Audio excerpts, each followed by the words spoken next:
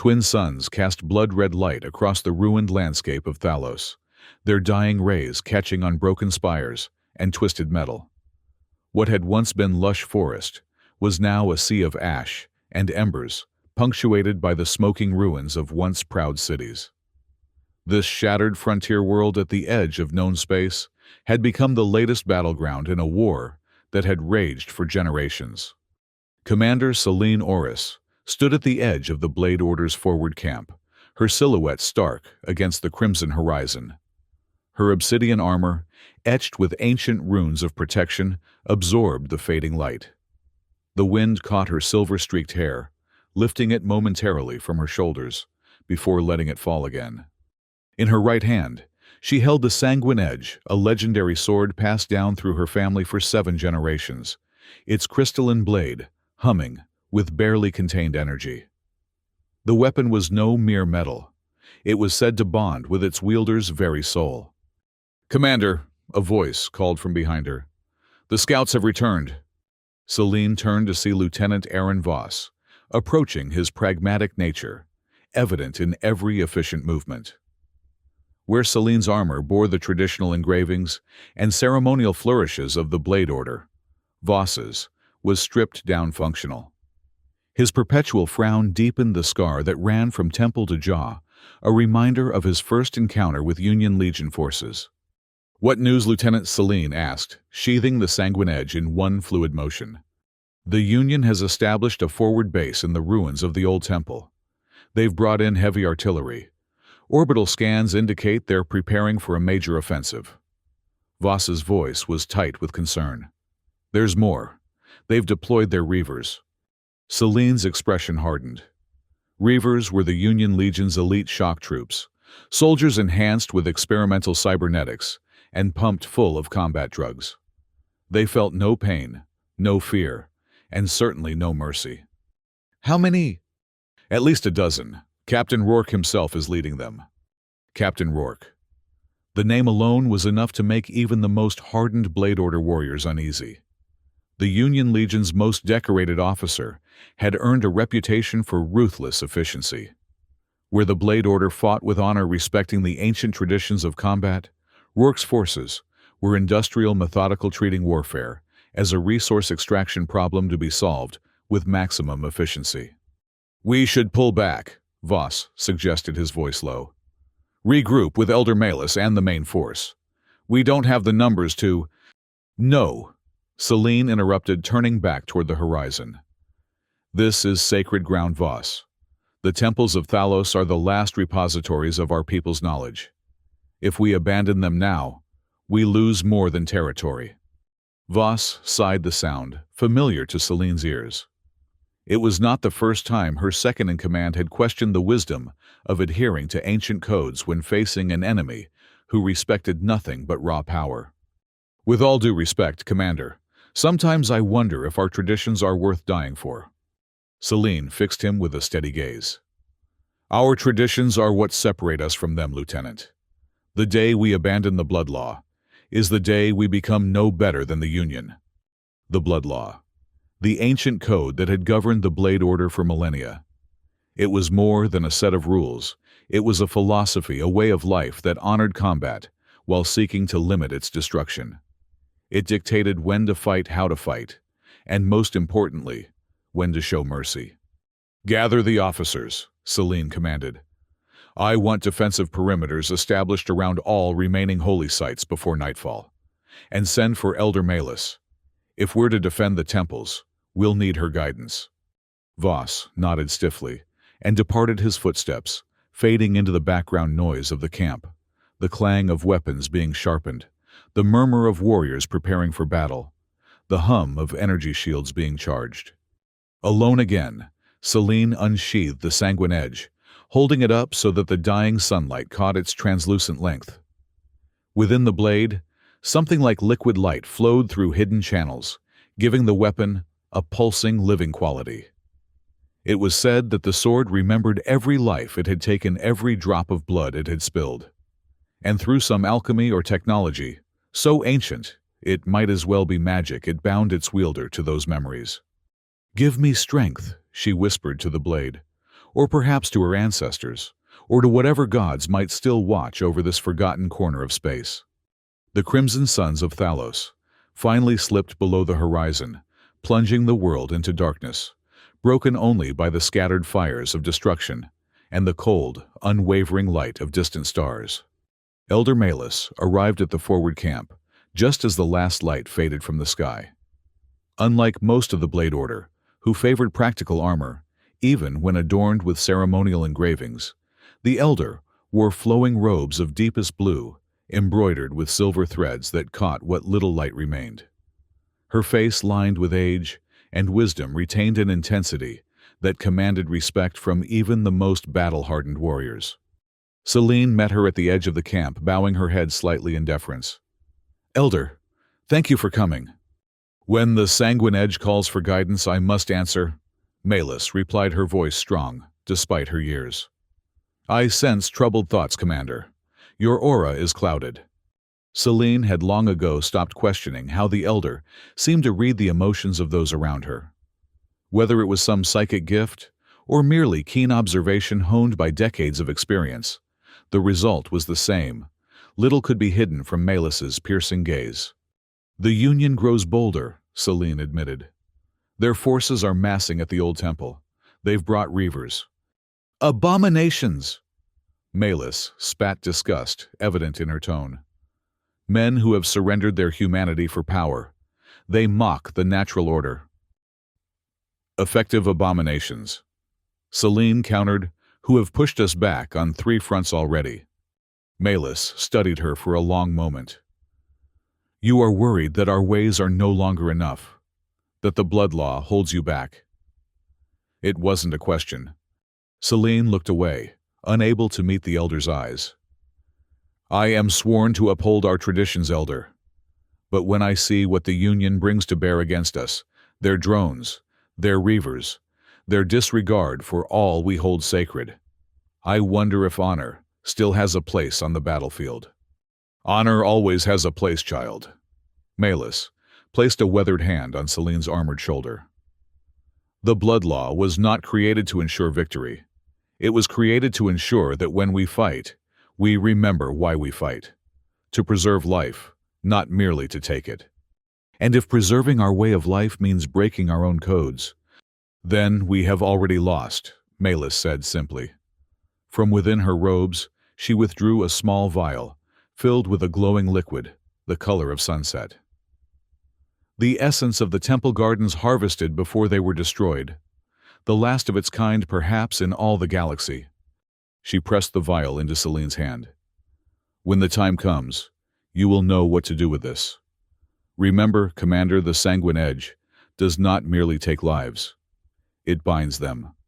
Before Selene could ask what she meant, a commotion from the center of the camp drew their attention.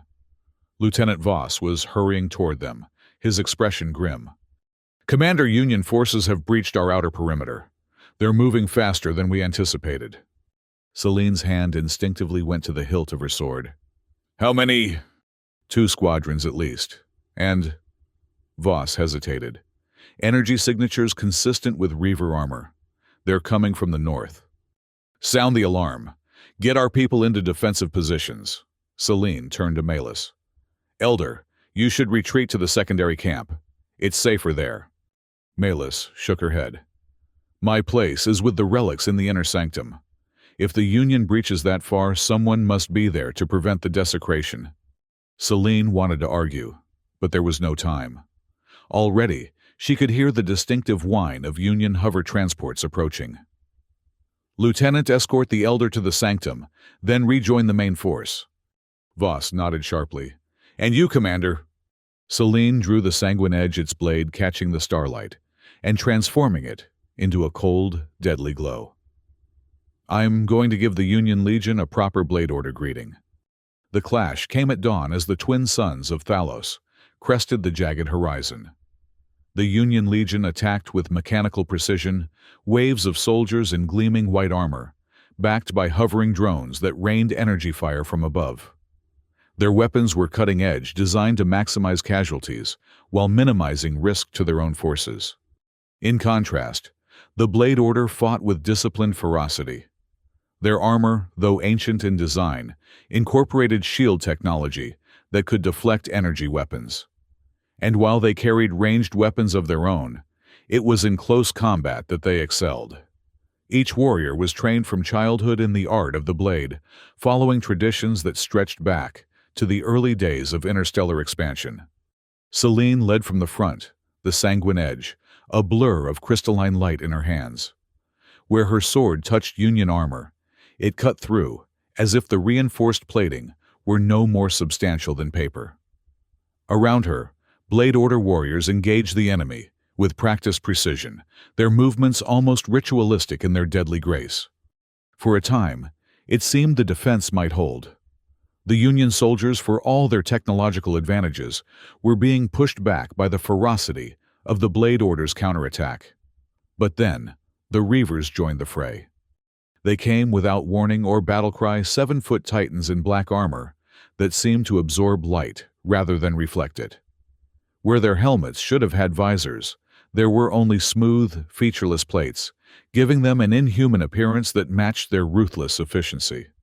They moved with unnatural speed, their reflexes enhanced by cybernetic implants and combat stimulants. Selene watched in horror as the first Reaver tore through a squad of her best warriors, its augmented strength turning what should have been a fair fight into a slaughter. The Blade Order soldiers fought bravely, but they might as well have been attacking a fortress wall with wooden sticks. "Fall back to the temple steps," she commanded, her voice carrying over the chaos of battle. "Defensive formation Delta." Her warriors responded instantly, withdrawing in an orderly pattern that prevented the Union forces from isolating and overwhelming any single fighter. It was a fighting retreat, every step contested, every inch of ground given only after exacting a heavy toll from the attackers.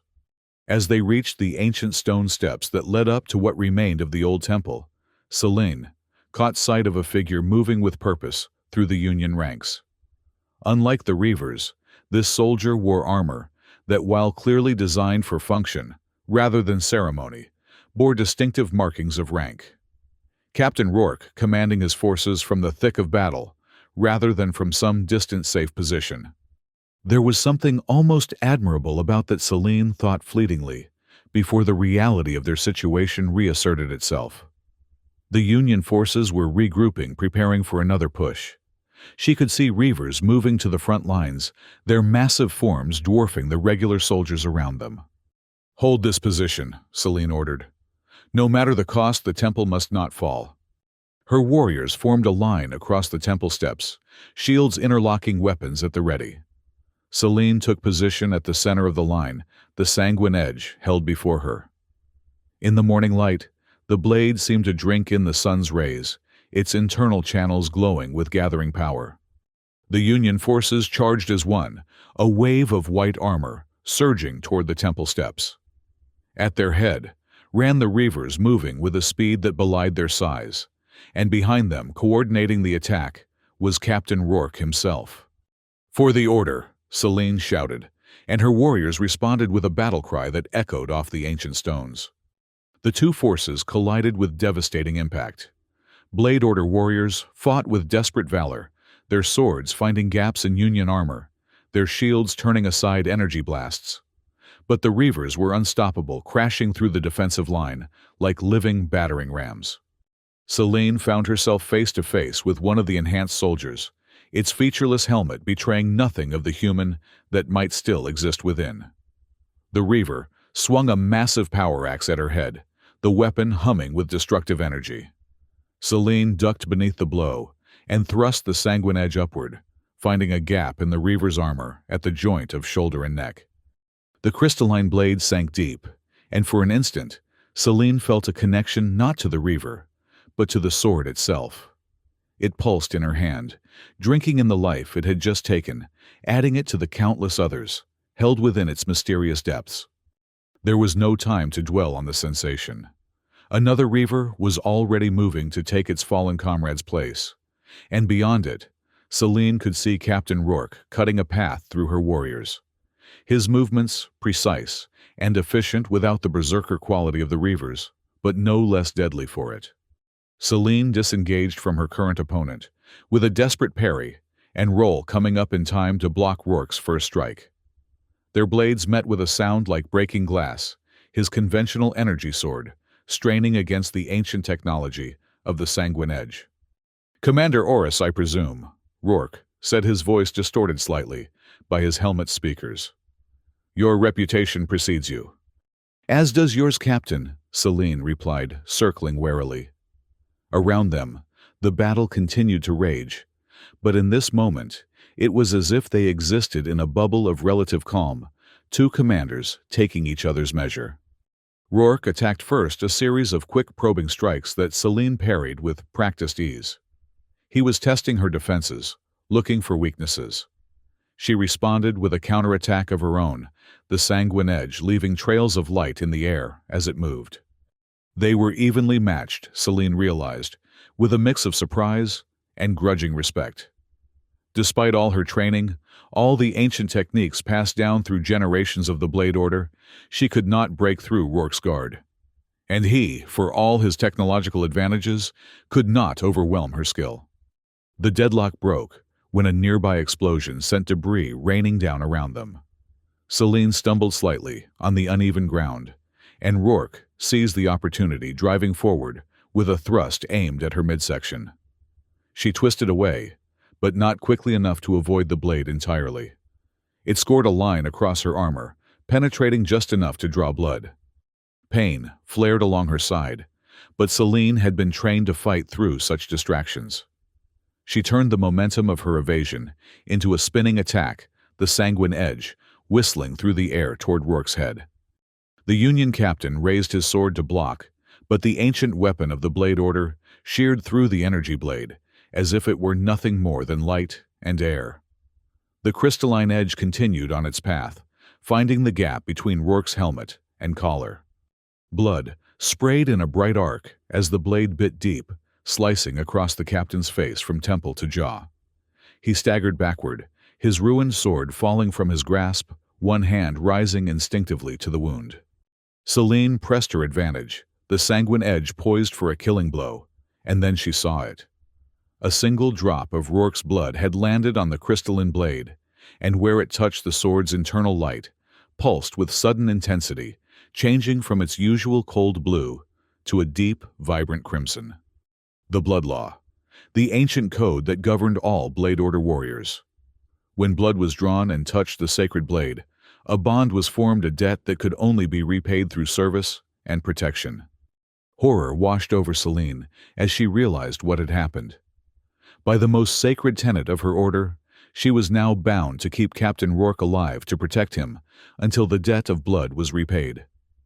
Her sworn enemy's life was now in her hands, and by the code she had lived by all her life, she was obligated to ensure his survival. "No," she whispered, the word lost in the cacophony of battle. But the Sanguine Edge's glow only intensified the drop of blood, seeming to sink into the crystalline structure of the blade itself. Rourke had removed his helmet, revealing a face that might once have been handsome, before war, and hardship had carved their marks into it. Now, a fresh wound bisected his features, a vivid slash that wept crimson down his cheek and neck. His eyes, a startling ice blue, locked onto hers with a mixture of pain, confusion, and hatred. Finish it," he growled, his voice clearer now, without the helmet's distortion. "Or are you too weak to do what needs to be done?" Instead of striking, Celine sheathed the Sanguine Edge with a fluid motion that spoke of years of training. "The battle is over for you, Captain," she said, her voice steady despite the turmoil within. "You are now under my protection." "What?" Rourke's confusion was evident, blood still streaming from the wound that would surely leave a scar to rival Lieutenant Voss's. "Have you lost your mind?" Before Celine could respond, a shout from nearby drew her attention. Lieutenant Voss was fighting his way toward them, his expression one of grim determination. Behind him, more Union soldiers were advancing, and in the distance, Celine could see the distinctive silhouettes of Reavers, breaking through another section of the Blade Order's defensive line. "Commander," Voss called, "we cannot hold. The temple is lost." Celine made her decision in an instant. "Fall back to the inner sanctum. Get our wounded out through the hidden passages." And you? Voss asked, his eyes darting to Rourke, clearly wondering why the Union captain was still alive. I have a debt to pay, Celine replied, reaching down to grasp Rourke's arm. Help me with him. Voss's expression shifted from confusion to dawning comprehension, and then to something like horror. The Blood Law commander, surely in this case. The law is absolute, Lieutenant. Now help me or go. Either way, Captain Rourke comes with us. For a moment, Celine thought Voss might refuse. But then he nodded sharply, moving to take Rourke's other arm. Together, they half-dragged, half-carried the Union captain toward the temple entrance, even as the battle raged around them.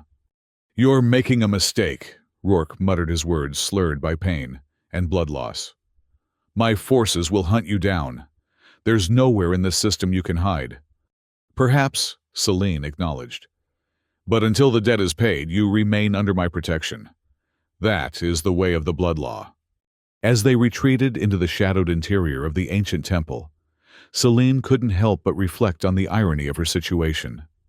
She had come to this battlefield to defend her people and their sacred traditions. Now, those very traditions demanded that she protect the man who had led the assault against them. The Blood Law, once a source of pride and identity, now felt like a chain around her neck, dragging her toward an uncertain fate. But she had sworn oaths, pledged her life to the Blade Order and its ancient codes. If she abandoned those principles now, what would remain to separate her from the enemy she fought? Behind them, the sounds of battle grew more distant as they descended into the depths of the temple, where the most sacred relics of the Blade Order were kept, and where Elder Malus awaited, guarding the last repositories of their people's knowledge, with nothing but her faith and the power of tradition. The inner sanctum of the old temple was a vast chamber, carved directly into the bedrock beneath the more visible structures above. Unlike the ruins that dotted the surface, this hidden space remained largely intact, its ancient architecture preserved against the ravages of time and war. Arching columns rose to support a ceiling inlaid with luminescent crystals that cast a soft blue light over everything below. Along the walls, shelves held manuscripts, data crystals, and artifacts saved from a dozen worlds, the collected wisdom and history of the Blade Order. Elder Malus stood at the center of the chamber, before a circular pool filled with a liquid that resembled mercury, but moved with an almost sentient purpose. As Celine and Voss entered, half carrying the barely conscious form of Captain Rourke, the Elder's eyes widened in shock. Commander, what is the meaning of this? She demanded, her gaze fixed on the Union officer. You bring an enemy into our most sacred place. The Blood Law has been invoked, Celine replied, her voice tight with strain. His blood touched the sanguine edge.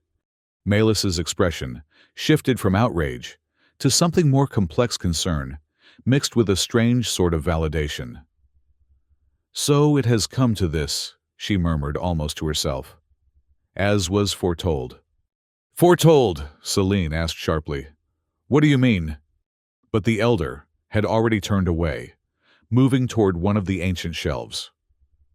Lay him there, she instructed, pointing to a stone bench near the pool. His wound must be treated. Voss looked as if he might object, but a stern glance from Celine silenced whatever protest he had been about to voice.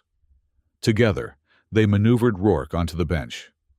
The Union captain had lost consciousness during their retreat, the gash across his face still bleeding freely.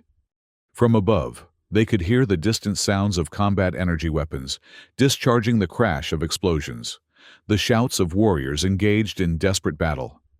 The Union forces were pressing their advantage, driving deeper into the temple complex. They'll find the entrance to the sanctum soon enough, Voss said grimly. We should evacuate while we still can. The escape tunnels will be our last resort, Celine finished for him. First, we must secure the most valuable artifacts. And, she glanced at Rourke's unconscious form, fulfill our obligations under the Blood Law. Commander, with all due respect, Voss began, his voice low and intense. The Blood Law was never meant to apply to enemies like the Union. They've shown no respect for our traditions, our sacred sites. They would burn everything we hold dear, without a moment's hesitation. Which is precisely why we must uphold our principles even now, Celine countered. Especially now. If we abandon our code at the first real test, we become no better than they are. Before Voss could respond, Elder Malus returned with a small crystal vial, similar to the one she had given Celine earlier. Its contents glowed, with a soft, amber light. This will staunch the bleeding and begin the healing process, she explained, uncorking the vial. But the scar will remain. The sanguine edge leaves its mark always. With gentle hands that belied her age, Malus applied the glowing substance to Rourke's wound. Where it touched his torn flesh, a faint sizzling sound could be heard, and the bleeding slowed, then stopped altogether. The edges of the wound began to knit together, though as promised an angry red line remained running from temple to jaw, in almost exactly the same pattern as Lieutenant Voss's old scar. "How fitting," Voss murmured, noticing the similarity himself. "Now he bears the mark of his crimes." "We all bear the marks of this war, Lieutenant," Malus replied softly. "Some more visibly than others." She turned to Celine. "The bond has been formed. Until the debt is repaid, his life is tied to yours. Where one goes, so must the other." "And how is such a debt repaid?" Celine asked, though she already knew the answer from her years of training. "Through service," Malus said. "A life saved demands a life in service. That is the way of the blood law." The absurdity of the situation was not lost on Celine. A Union captain, one of the highest-ranking officers in the force dedicated to destroying everything the Blade Order stood for, would now be bound to serve her at least in theory. In practice, she expected nothing but resistance and hatred from Rourke once he regained consciousness. "We don't have time for this," Voss interrupted, his patience clearly at an end. "The Union forces will breach the upper levels any minute. We need to move." As if in answer to his words, a tremendous explosion shook the temple above them, sending dust and small fragments of stone raining down from the ceiling. The battle was drawing closer. "Lieutenant Voss is right," Celine decided. "Elder, gather what can be carried. The most essential texts, the artifacts that cannot be replaced. We'll use the escape tunnels and regroup at the secondary camp." Malus nodded, and moved with surprising speed for one of her years, selecting items from the shelves, with the precision of someone who had prepared for this moment many times in her mind. "And what of him?" Voss asked, jerking his head toward Rourke, who was beginning to stir, his eyelids fluttering. "I will carry him if I must," Celine replied firmly. "The blood law demands no less." Voss looked as though he might argue further, but another explosion closer this time cut off whatever he had been about to say. Instead, he simply gave a curt nod and moved to help Elder Malus with the artifacts. Celine turned her attention back to Rourke, just as his eyes opened fully. For a moment he seemed disoriented, his ice-blue gaze unfocused. Then his hand went to his face, fingers probing the newly healed wound, and memory returned with a visible rush. "What have you done to me?" he demanded, his voice hoarse. "Saved your life," Celine answered simply, "as required by the blood law." Rourke struggled to sit up, his movements uncoordinated. "Your primitive superstitions mean nothing to me, Commander. When my forces find us, they will find nothing but an empty chamber," Celine interrupted. "We're leaving, Captain, and you're coming with us." "I think not," Rourke sneered, reaching for a sidearm that was no longer there. His hand found only empty air where his holster should have been. "Looking for this?" Celine held up a small, sleek energy pistol, Union standard issue. "I took the liberty of disarming you while you were unconscious. Now you can either walk out of here under your own power, or I can drag you. The choice is yours, but either way, you're coming with me." Rourke glared at her with undisguised hatred, but he seemed to recognize the futility of his position. With effort, he swung his legs over the side of the bench and stood swaying slightly. "And where exactly are we going?" "Somewhere safe," Celine replied, deliberately vague. "Somewhere your forces won't find us easily." "There is nowhere on this wretched planet that the Union cannot reach," Rourke said, but there was less conviction in his voice than his words suggested. Another explosion rocked the chamber, this one close enough that small chunks of masonry came loose from the ceiling. Time was running out. "Elder Lieutenant, we move now," Celine ordered. "Captain, stay close to me. I would prefer not to have to carry you." Rourke's expression suggested he would rather die than follow her command. But when Celine drew the sanguine edge, its blade still pulsing, with that unsettling crimson light, where his blood had touched it, something like recognition flickered in his eyes. Whatever defiance he had been about to offer died on his lips, replaced by a reluctant nod. At the far end of the inner sanctum, concealed behind what appeared to be a solid wall, lay the entrance to ancient escape tunnels. Elder Malus pressed her palm against a seemingly unremarkable section of stone, and with a low, grinding sound, a portion of the wall slid aside to reveal a dark passage beyond. "The way will not be easy," Malus warned, as she stepped into the tunnel, several data crystals, and a leather-bound book clutched to her chest. "These passages have not been used in generations. Better a difficult path than none at all," Celine replied, gesturing for Voss and Rourke to follow the elder. She would take the rear position, ensuring that their unlikely group remained together, and that their equally unlikely prisoner didn't attempt to escape. As they entered the tunnel, Celine cast one last look at the inner sanctum, at the countless artifacts and repositories of knowledge they were being forced to leave behind. Then, with a silent command, transmitted through her armor systems, she sealed the hidden door behind them, plunging the group into near-total darkness, broken only by the soft glow of the sanguine edge and the amber light of Elder Malus's vial. The ancient escape tunnels beneath the old temple stretched for miles in a complex network of passages that honeycombed the bedrock of Thalos. They had been designed not merely as a means of retreat, but as a sanctuary, a place where the Blade Order could preserve its traditions, even if the surface world fell to enemies. Now, as Celine led her small group through the labyrinthine corridors, she couldn't help but reflect on the irony of their situation.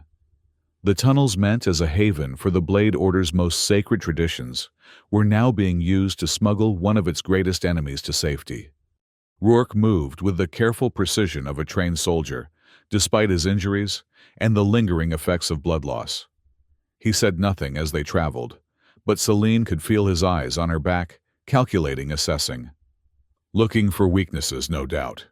She would have expected nothing less from a Union captain. After what felt like hours of travel through the winding passages, they emerged into a larger chamber, a nexus where several tunnels converged. Ancient glyphs covered the walls, their meanings lost to all but the most dedicated scholars of the Blade Order. "We will rest here for a moment," Celine decided, noting the exhaustion evident in Elder Malus's posture. The old woman had maintained a remarkable pace given her years, but even she had limits. Voss immediately moved to secure the chamber, checking each of the connecting tunnels to ensure they were alone. Rourke, for his part, sank down against one wall, his hand again rising to touch the healing wound across his face. "Why?" he asked suddenly, breaking the silence that had accompanied their journey. "Why save an enemy? Your code makes no sense." Celine met his gaze steadily. "The blood law is not about what makes strategic sense, Captain. It's about honoring the sanctity of life. When blood is spilled and touches the sacred blade, a bond is formed. A debt is created." "A debt?" Rourke's laugh was harsh and without humor. "I owe you nothing, Commander." On the contrary, Elder Malus interjected, her voice surprisingly strong despite her fatigue. "By our most ancient traditions, your life is now bound in service to the one who spilled your blood and yet chose to preserve you." "Primitive superstition," Rourke scoffed. "The Union does not recognize your archaic codes." And yet, Celine observed, "You haven't tried to escape. You haven't called for your forces. Something in you recognizes the gravity of what has happened, even if you won't admit it." A flash of uncertainty crossed Rourke's face before his expression hardened once more. "What I recognize is the tactical reality of my situation. I'm unarmed, outnumbered, and in unknown territory. Only a fool would make a move under such circumstances. Perhaps, Celine aloud. Or perhaps the blood law speaks to something deeper than tactical considerations. Something even Union conditioning cannot entirely erase.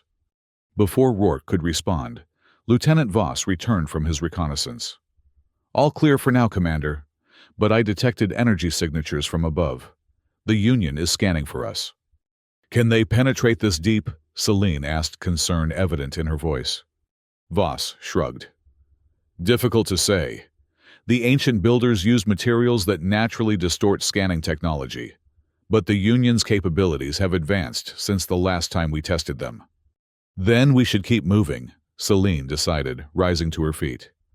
How much farther to the exit nearest the secondary camp? Another 3 hours at least, Voss replied. And the terrain above ground will be challenging. The acid rains have been particularly heavy in that sector. Celine nodded grimly. The acid rains of Thalos were yet another consequence of the ongoing war. Atmospheric disturbances caused by orbital bombardments and weapons testing had altered the planet's weather patterns, resulting in precipitation that could burn unprotected flesh and corrode even reinforced armor over time. We'll need to fashion coverings, she said already, mentally cataloging what materials they had available. Something to shield us from the worst of it. Use these, Elder Malus suggested, removing her outer robe. The deep blue fabric, when examined closely, revealed a complex weave of metallic threads among the more conventional fibers. The ceremonial garments of the Order were designed to protect against more than merely the elements. Celine accepted the robe with a grateful nod.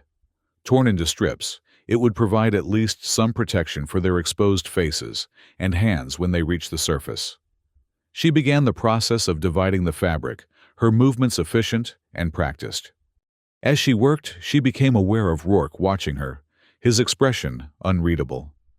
When she met his gaze, he didn't look away. Instead, he spoke, his voice pitched low enough that only she could hear. Your people will die for nothing, Commander. This world is lost. The Union has already established 3 major processing centers in the southern hemisphere.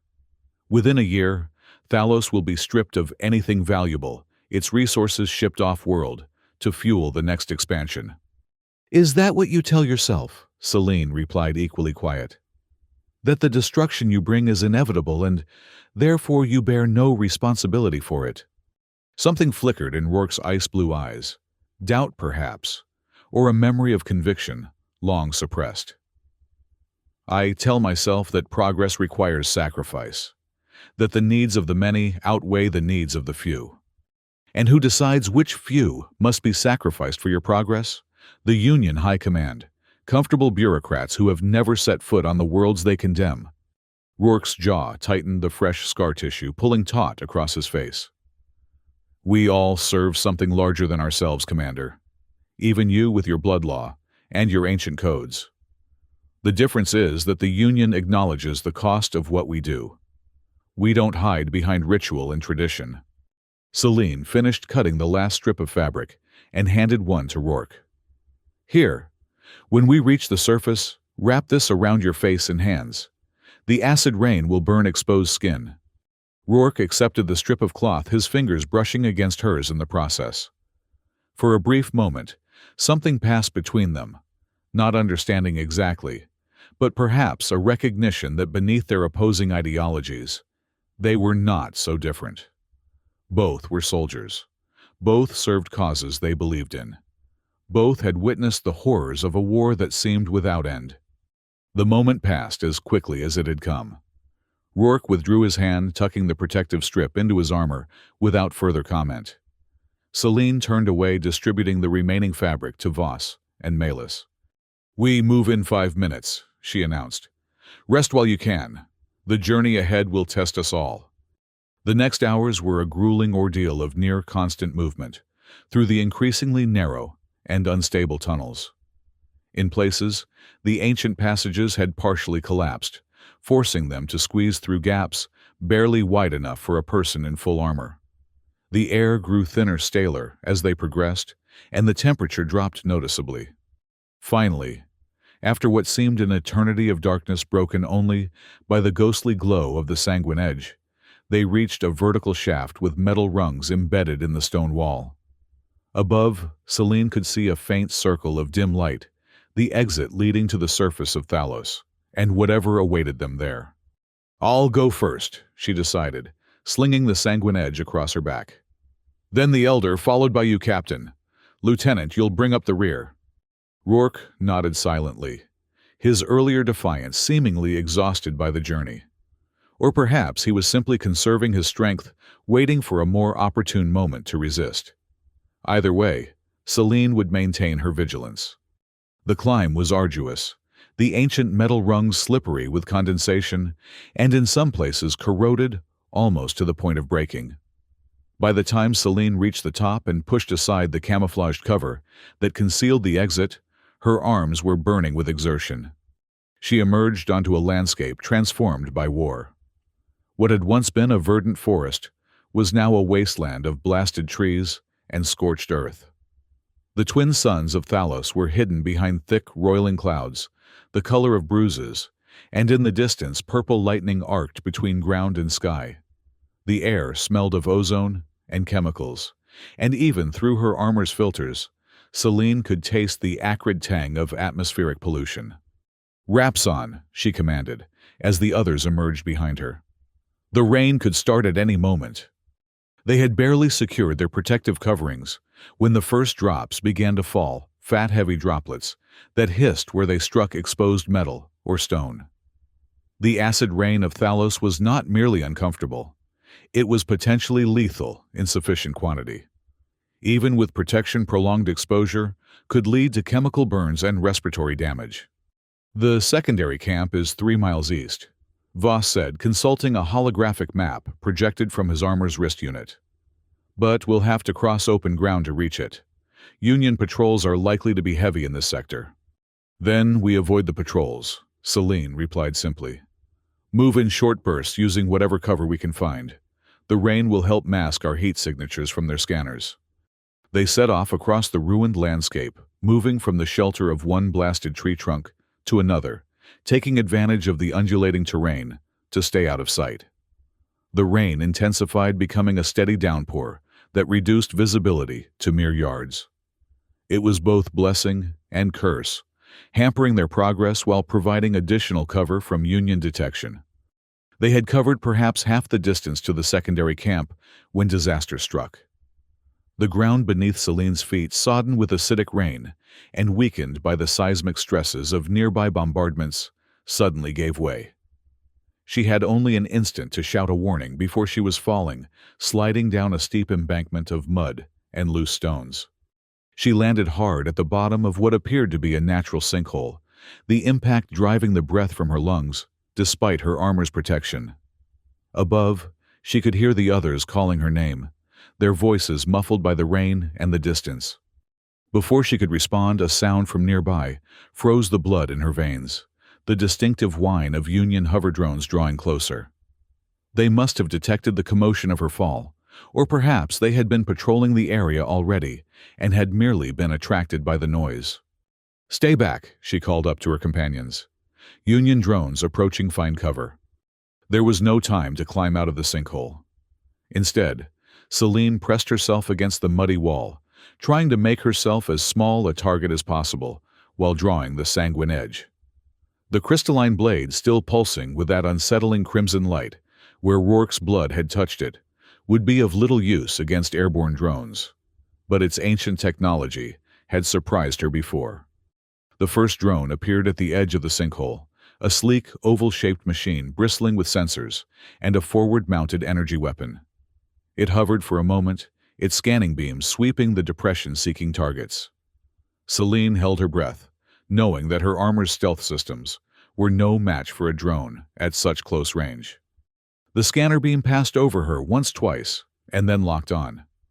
The drone's weapon began to power up, a high-pitched whine filling the air. Celine tensed, preparing to leap aside, knowing that her chances of evading the shot in such confined space were slim to none. Then, something unexpected happened. A figure appeared at the rim of the sinkhole, silhouetted against the storm-darkened sky. Captain Rourke, his face wrapped in the protective fabric she had given him, his ice-blue eyes, visible even at this distance. In his hand was a large rock which he hurled at the drone with surprising accuracy. The improvised missile struck the drone's sensor array, knocking it off balance. Before it could recover, Rourke had leaped down into the sinkhole, landing beside Celine, with a grace that belied his earlier injuries. From within his armor, he produced a small device she didn't recognize, some kind of Union technology, no doubt. Union command codes. He explained tersely, activating the device. It emitted a series of pulses that seemed to confuse the drone. The machine's weapon powered down, and it began to ascend, apparently having classified them as friendly. "You saved me," Celine said, unable to keep the surprise from her voice. Rourke's eyes, the only part of his face visible beneath the protective wrapping, betrayed nothing. "Don't read too much into it, Commander. If you die, I lose my best chance of survival." Before Celine could respond, Lieutenant Voss appeared at the edge of the sinkhole, his expression a mixture of relief and suspicion as he took in the scene below. "Commander, are you injured?" "I'm fine, Lieutenant," Celine called back. "Thanks to our guest." Voss's eyes narrowed as he looked at Rourke, clearly uncomfortable with the idea of owing anything to a Union officer. "There are more drones in the area. We need to move now." With Voss's help, Celine and Rourke climbed out of the sinkhole. Elder Malus waited nearby, her frail form huddled beneath an outcropping of rock that provided some shelter from the acid rain. Her eyes, when they met, Celine's held a knowing look that made the commander wonder just how much the old woman had anticipated. "The blood law works in mysterious ways," Malus murmured as they resumed their journey. "A life saved demands a life in service. The debt begins to be repaid." Celine glanced at Rourke, walking beside her, with the same grim determination he had shown throughout their escape. Had he saved her because of some unconscious response to the blood law's magic? Or had it been simple self-preservation, as he claimed? And why did the distinction matter to her so much? These questions accompanied her as they made their way across the blasted landscape of Thalos, drawing ever closer to the secondary camp and whatever fate awaited them there. The sanguine edge, slung across her back once more, seemed to pulse in time with her heartbeat, a constant reminder of the bond that now tied her to the enemy she had been trained to destroy. The secondary camp of the Blade Order was well hidden, nestled in a steep-sided canyon that provided natural protection from orbital scans and air attacks. Unlike the forward base they had abandoned, this camp showed little sign of the Blade Order's traditional aesthetics. There were no banners bearing ancient symbols, no ceremonial structures. Everything was functional, pragmatic, a temporary refuge, rather than a statement of identity. As Celine's bedraggled group approached the perimeter, they were immediately surrounded by Blade Order warriors, weapons drawn, and pointed squarely at Captain Rourke. The Union officer stood impassively in the face of their hostility, his expression hidden behind the protective wrappings that shielded him from the now subsiding acid rain. "Stand down," Celine commanded, stepping between Rourke and the closest warriors. "This man is under my protection by right of the blood law." A murmur ran through the assembled soldiers. The blood law was sacred, inviolable, but to invoke it for an enemy, especially one of Rourke's rank and reputation, it was unprecedented. From among the warriors stepped a tall figure in armor that, while clearly of Blade Order design, bore none of the customary engravings or ceremonial flourishes. Commander Thalia Varen, leader of the Order's 3rd Division, and Celine's equal in rank, though not in reputation. "Commander Oris," Varen greeted, her voice cool. "We had reports that the temple had fallen. It's good to see you alive." Her gaze shifted to Rourke, and whatever warmth might have been in her tone vanished entirely. "Though your choice of company leaves something to be desired." "The blood law has been invoked," Celine replied simply. "His life is bound to mine until the debt is repaid." Varen's expression tightened. The council will want to hear of this, and they may not share your interpretation of our ancient codes. The council is welcome to question me after my people have rested and recovered, Celine said, an edge entering her voice. We've traveled far under difficult conditions. Elder Malus in particular requires immediate attention. As if on cue, the old woman swayed slightly, her strength finally giving out after the ordeal of their journey. Lieutenant Voss moved quickly to support her concern, evident on his scarred face. Varen hesitated clearly, torn between her duty to security and respect for the elder. Finally, she nodded. Take Elder Malus to the medical tent. The rest of you will be provided with quarters. Her gaze hardened as it returned to Rourke. As for the Union captain, he will be placed under guard. Blood law or no blood law, I won't have an enemy officer wandering freely through our camp. Celine opened her mouth to object, but Rourke spoke first. I have no objection to guards, Commander Varen. In your position, I would insist on the same precaution. His reasonableness seemed to take Varen by surprise. She studied him for a moment, then gave a curt nod. 2 guards at all times, and his quarters will be adjacent to yours, Commander Oris, since you seem so determined to uphold this obligation.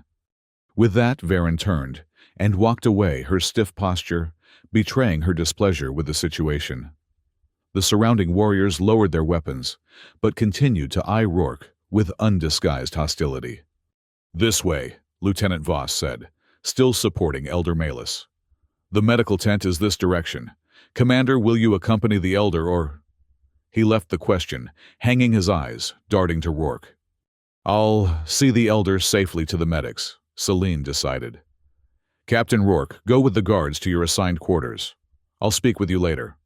Rourke nodded, his ice-blue eyes, meeting hers for a brief moment, before he turned to follow the designated guards. Despite everything, Celine found herself troubled by the thought of letting him out of her sight. The blood law created a tangible connection between them, one she could feel through the sanguine edge, which still pulsed with that unsettling crimson light. She pushed the feeling aside and focused on helping Elder Malus. The old woman was exhausted, but otherwise seemed unharmed by their journey. Still, her age made her vulnerable, and the stress of recent events had clearly taken a toll. The medical tent was a model of efficient functionality, like everything else in the secondary camp. Blade Order medics worked with a combination of advanced technology and traditional healing practices, a reflection of their culture's fusion of ancient wisdom and practical innovation. As they helped Elder Malus onto a treatment bed, the old woman grasped Celine's hand with surprising strength. The path ahead is shrouded in mist, she whispered, her eyes suddenly intense. But remember the vial I gave you. When the moment comes, you will know its purpose. Celine nodded, thinking of the small crystal container filled with glowing liquid, the essence of the temple gardens Malus had called it, perhaps the last of its kind in the galaxy. It was still secure in a compartment of her armor, though with everything that had happened, she had almost forgotten its existence. Rest now, Elder, she said gently. We'll speak again when you've recovered your strength. Leaving Malus in the capable hands of the medics, Celine made her way to the command center, a reinforced bunker at the heart of the camp. She needed to report to explain what had happened at the temple and why she had brought a Union captain into their midst. As expected, her reception in the command center was chilly. The senior officers present, while respectful of her rank, made little effort to hide their disapproval. The loss of the old temple was a significant blow to the Blade Order, both strategically and symbolically. That Celine had chosen to save an enemy officer, rather than fight to the last, would be viewed by some as a dereliction of duty, blood law or no blood law.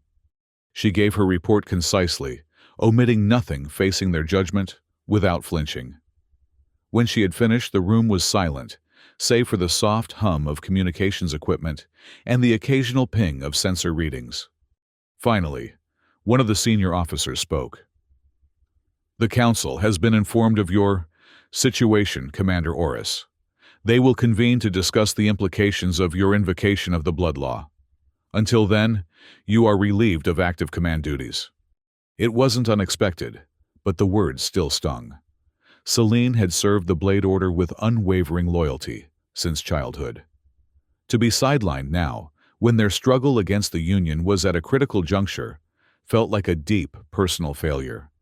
"I understand," she said, her voice steady, despite the turmoil within. "I will await the Council's decision." She left the command center with her head held high, ignoring the whispers that followed her. The sanguine edge, still sheathed across her back, seemed heavier than before, as if the weight of her decisions had somehow transferred to the ancient weapon. Her assigned quarters were Spartan, but private, a small prefabricated shelter with just enough room for a cot, a storage locker, and a tiny desk. Adjacent, as Commander Varen had promised, was a similar shelter where Captain Rourke was being held 2 Blade Order warriors, standing guard outside. Celine nodded to the guards as she approached. "I need to speak with the prisoner." One of the guards, a young woman whose armor bore the marks of recent combat, hesitated. "Commander Varen's orders were—" "I'm well aware of Commander Varen's orders," Celine interrupted. "But the blood law supersedes her authority in this matter. The prisoner is bound to me until the debt is repaid." The guards exchanged glances, clearly uncomfortable with the situation, but unwilling to directly challenge a commander, even one who had been relieved of active duty. Finally, they stepped aside, allowing Celine to enter Rourke's quarters. The Union captain was seated on the edge of his cot, the protective wrappings removed from his face, now that they were sheltered from the acid rain. The wound across his features had continued to heal, but as Elder Malus had predicted, a vivid scar remained running from temple to jaw in an angry red line. He looked up as she entered those ice-blue eyes, revealing nothing of his thoughts. "Commander Oris, come to check on your, what would you call me, prisoner ward blood debt servant." "I came to see how you were being treated," Celine replied, choosing to ignore his sarcastic tone. "And to make certain you understand the situation." "Oh, I think I understand quite well," Rourke said, leaning back slightly. "I'm a captive of the Blade Order being held in some hidden camp, while my own forces tear this planet apart looking for me. The only reason I'm alive is because of your antiquated code of honor, which apparently creates some mystical bond when blood is spilled." His hand rose to touch the scar on his face. "How am I doing so far?" "Remarkably accurate for a Union officer," Celine conceded. "Though you leave out the part where you saved my life during our escape. Why did you do that, Captain? It would have been the perfect opportunity to rid yourself of an enemy commander, and perhaps facilitate your own escape." Rourke's expression flickered a brief moment of, not vulnerability exactly, but perhaps uncertainty.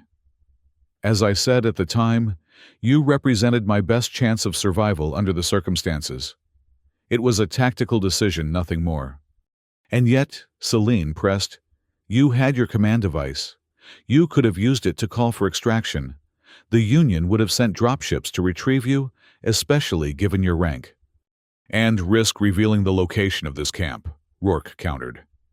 "Even if I escaped, the strategic value of that information would be lost."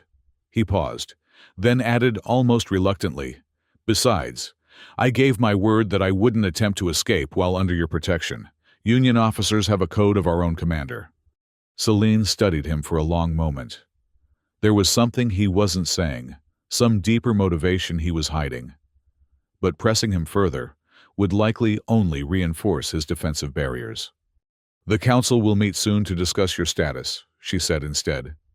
"I cannot predict their decision, but I will uphold my obligations under the blood law regardless of what they rule." "And if they order my execution?" Rourke asked, his tone conversational, despite the gravity of the question. "Then I will stand between you and the executioner," Celine replied without hesitation. "The blood law is absolute. Your life is in my protection until the debt is repaid." Something changed in Rourke's expression, then a softening perhaps, or a reassessment. "You actually believe that, don't you? You'd defy your own people for the sake of an ancient code?" "I would," Celine confirmed. "Just as I would expect you to uphold the oaths you've sworn, Captain. We may serve different masters, but honor is honor regardless of the uniform." Rourke said nothing for a long moment, his gaze never leaving hers. Finally, he nodded, a small gesture of, not agreement perhaps, but acknowledgement. "Then I suppose we understand each other, Commander. At least on that point." "Perhaps we do," Celine said. She turned to leave, then paused at the doorway. "Rest while you can, Captain. The days ahead will test us both, I think." As she stepped back into the camp's central area, Celine noticed a commotion near the perimeter. Warriors were rushing to defensive positions, energy shields powering up, weapons being distributed. Something was happening, something that had put the entire camp on high alert. She hurried toward the command center, the sanguine edge, a reassuring weight across her back. Whatever crisis was unfolding, she would face it, as she had faced everything in her life, with courage, with honor, and with unwavering dedication to the principles that defined her. The council's deliberation never took place. Before the senior members could even assemble, the Union Legion launched a massive offensive against the Blade Order's positions across the entire region. The secondary camp, supposedly hidden from orbital scans by the natural protection of the canyon, found itself under direct attack within hours of Celine's arrival. The assault began with a barrage of long-range artillery, the explosive shells arcing over the canyon walls to detonate within the camp itself. This was followed by waves of hover drones, their energy weapons cutting through the Blade Order's hasty defenses with surgical precision. And behind the drones came the Reavers, those nightmarish amalgamations of human and machine, nearly unstoppable in their single-minded pursuit of destruction. In the chaos of the attack, Celine found herself reinstated to active command by simple necessity. There was no time for the formal proceedings of the council, no space for questions of protocol or propriety. What mattered was survival, and Celine was one of the most experienced combat commanders the Blade Order had. She organized the defense as best she could, deploying warriors to the most vulnerable points, establishing overlapping fields of fire, utilizing the natural choke points of the canyon to maximum advantage. But it was a losing battle from the start. The Union forces were too numerous, too well-equipped, too relentlessly efficient in their assault. "They knew exactly where to hit us," Lieutenant Voss observed grimly, as he and Celine took cover behind a fallen support strut. Energy bolts sizzled overhead, striking the canyon wall behind them, and sending cascades of superheated rock fragments raining down. "This wasn't a random sweep. They had intelligence on our location." The implication was clear, and it hung in the air between them like a physical presence. Only one person in the camp had both the knowledge and the motivation to betray them to the Union. "Captain Rourke wouldn't have revealed our position," Celine said, surprised by her own certainty. "He gave his word." Voss looked at her incredulously. "His word, Commander, he's Union. Their oaths mean nothing when weighed against their strategic objectives." Before Celine could respond, a massive explosion shook the canyon closer than any previous impact. The medical tent, she realized with horror. They were targeting the wounded. "Cover me," she ordered, and without waiting for acknowledgement, she burst from behind the strut, the sanguine edge drawn and glowing with deadly purpose. She cut through the chaos of battle, deflecting energy bolts with the ancient blade, its crystalline surface absorbing and dissipating the hostile energy with flares of blue-white light. The medical tent was in ruins, a smoking crater, where its central support had stood. Bodies lay scattered amid the debris, some moving weakly, others ominously still. Blade Order medics were trying desperately to evacuate the wounded, dragging them toward the relative safety of the canyon's deepest recesses. Celine spotted Elder Melis among them, the old woman incredibly still alive and conscious, helping to guide the evacuation despite her own frailty. Their eyes met across the devastation, and something passed between them, a silent communication, a mutual recognition of the gravity of their situation. "Commander," a voice called, and Celine turned to see one of the guards who had been assigned to watch Rourke, staggering toward her, blood streaming from a wound in her shoulder. "The prisoner. He's gone." A cold weight settled in Celine's stomach. "Gone? What do you mean, gone?" When the attack began, the guard gasped, clutching her injured arm. He said he could help, that he knew Union tactics. I don't know what happened next. There was an explosion, and when I regained consciousness, he was nowhere to be found. So Voss had been right after all. Rourke had seized the first opportunity to escape, probably signaling his forces for extraction. Whatever moment of understanding Celine had thought they'd shared in his quarters had been an illusion, a tactical ploy on his part to lower her guard. The realization stung more than she cared to admit. It wasn't that she had expected loyalty from a Union captain exactly, but she had thought that honor at least was something they held in common. Apparently, she had been wrong. There was no time to dwell on the betrayal. The attack was intensifying Union forces, pressing their advantage with ruthless efficiency. The Blade Order warriors fought with desperate valor, but they were outnumbered and outgunned. It was only a matter of time before the canyon was overrun. We need to evacuate, Celine decided, rejoining Voss at the defensive perimeter. This position is lost. We save who we can and regroup elsewhere. Voss nodded grimly.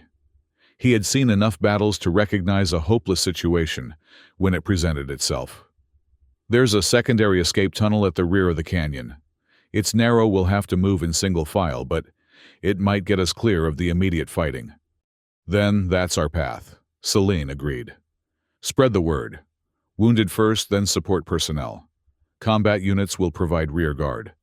As Voss moved to relay the orders, Celine found herself scanning the battlefield, searching for a glimpse of familiar, ice-blue eyes, or the distinctive silhouette of Union officer armor.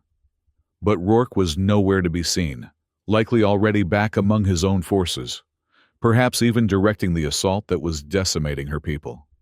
The betrayal shouldn't have surprised her. They were enemies after all. But the blood law had created a bond between them, one she could still feel through the sanguine edge, which continued to pulse with that unsettling crimson light. According to the ancient code, such a bond could not be broken until the debt was repaid. And yet Rourke had apparently severed it with ease, casting aside his obligation, as if it were nothing more than a momentary inconvenience. The evacuation was well underway when disaster struck again. A massive Union dropship appeared over the canyon, its shadow blotting out the sickly light of Thalus's twin suns. From its belly emerged a nightmare vision, reavers, at least a dozen of them, dropping directly into the heart of the Blade Order camp on jetpacks that flared blue-white against the darkened sky. They hit the ground with bone-jarring impact, the reinforced limbs of their cybernetic armor absorbing forces that would have shattered normal human bones. And then they began to move, cutting through the Blade Order's defensive lines with horrifying efficiency. Celine had faced reavers before, but never so many at once and never in such close quarters. The enhanced Union soldiers seemed to operate with a hive-like coordination, each one aware of the other's positions and actions without need for verbal communication. They were a killing mechanism of perfect, terrible precision. "Fall back to the escape tunnel," Celine shouted, raising the sanguine edge high, so that its glow could serve as a rallying point. Defensive formation, Sigma, protect the wounded. Her warriors responded with the discipline that had been drilled into them since childhood, forming a living barrier between the advancing reavers and the vulnerable evacuees. They fought with everything they had, energy weapons and traditional blades alike, seeking vulnerabilities in the reavers' formidable armor. Celine herself engaged the nearest of the enhanced soldiers, the sanguine edge moving in patterns so ancient they had no formal names, only numbers in a sequence passed down through generations of her family. The crystalline blade bit deep into the reaver's armor, finding the gap between chestplate and shoulder joint, severing hydraulic lines and synthetic muscle fibers. The reaver staggered, but did not fall. Even with one arm rendered useless, it was a deadly opponent, its remaining limbs moving with unnatural speed. Celine barely blocked a strike that would have crushed her skull, the impact sending vibrations up her arms that made her teeth ache. She disengaged, spinning away from the wounded reaver, only to find herself facing another, this one armed with a massive energy axe that hummed with destructive potential. Behind it, she could see more of the enhanced soldiers, breaking through the Blade Order's defensive line, cutting down warriors with mechanistic efficiency. They were losing.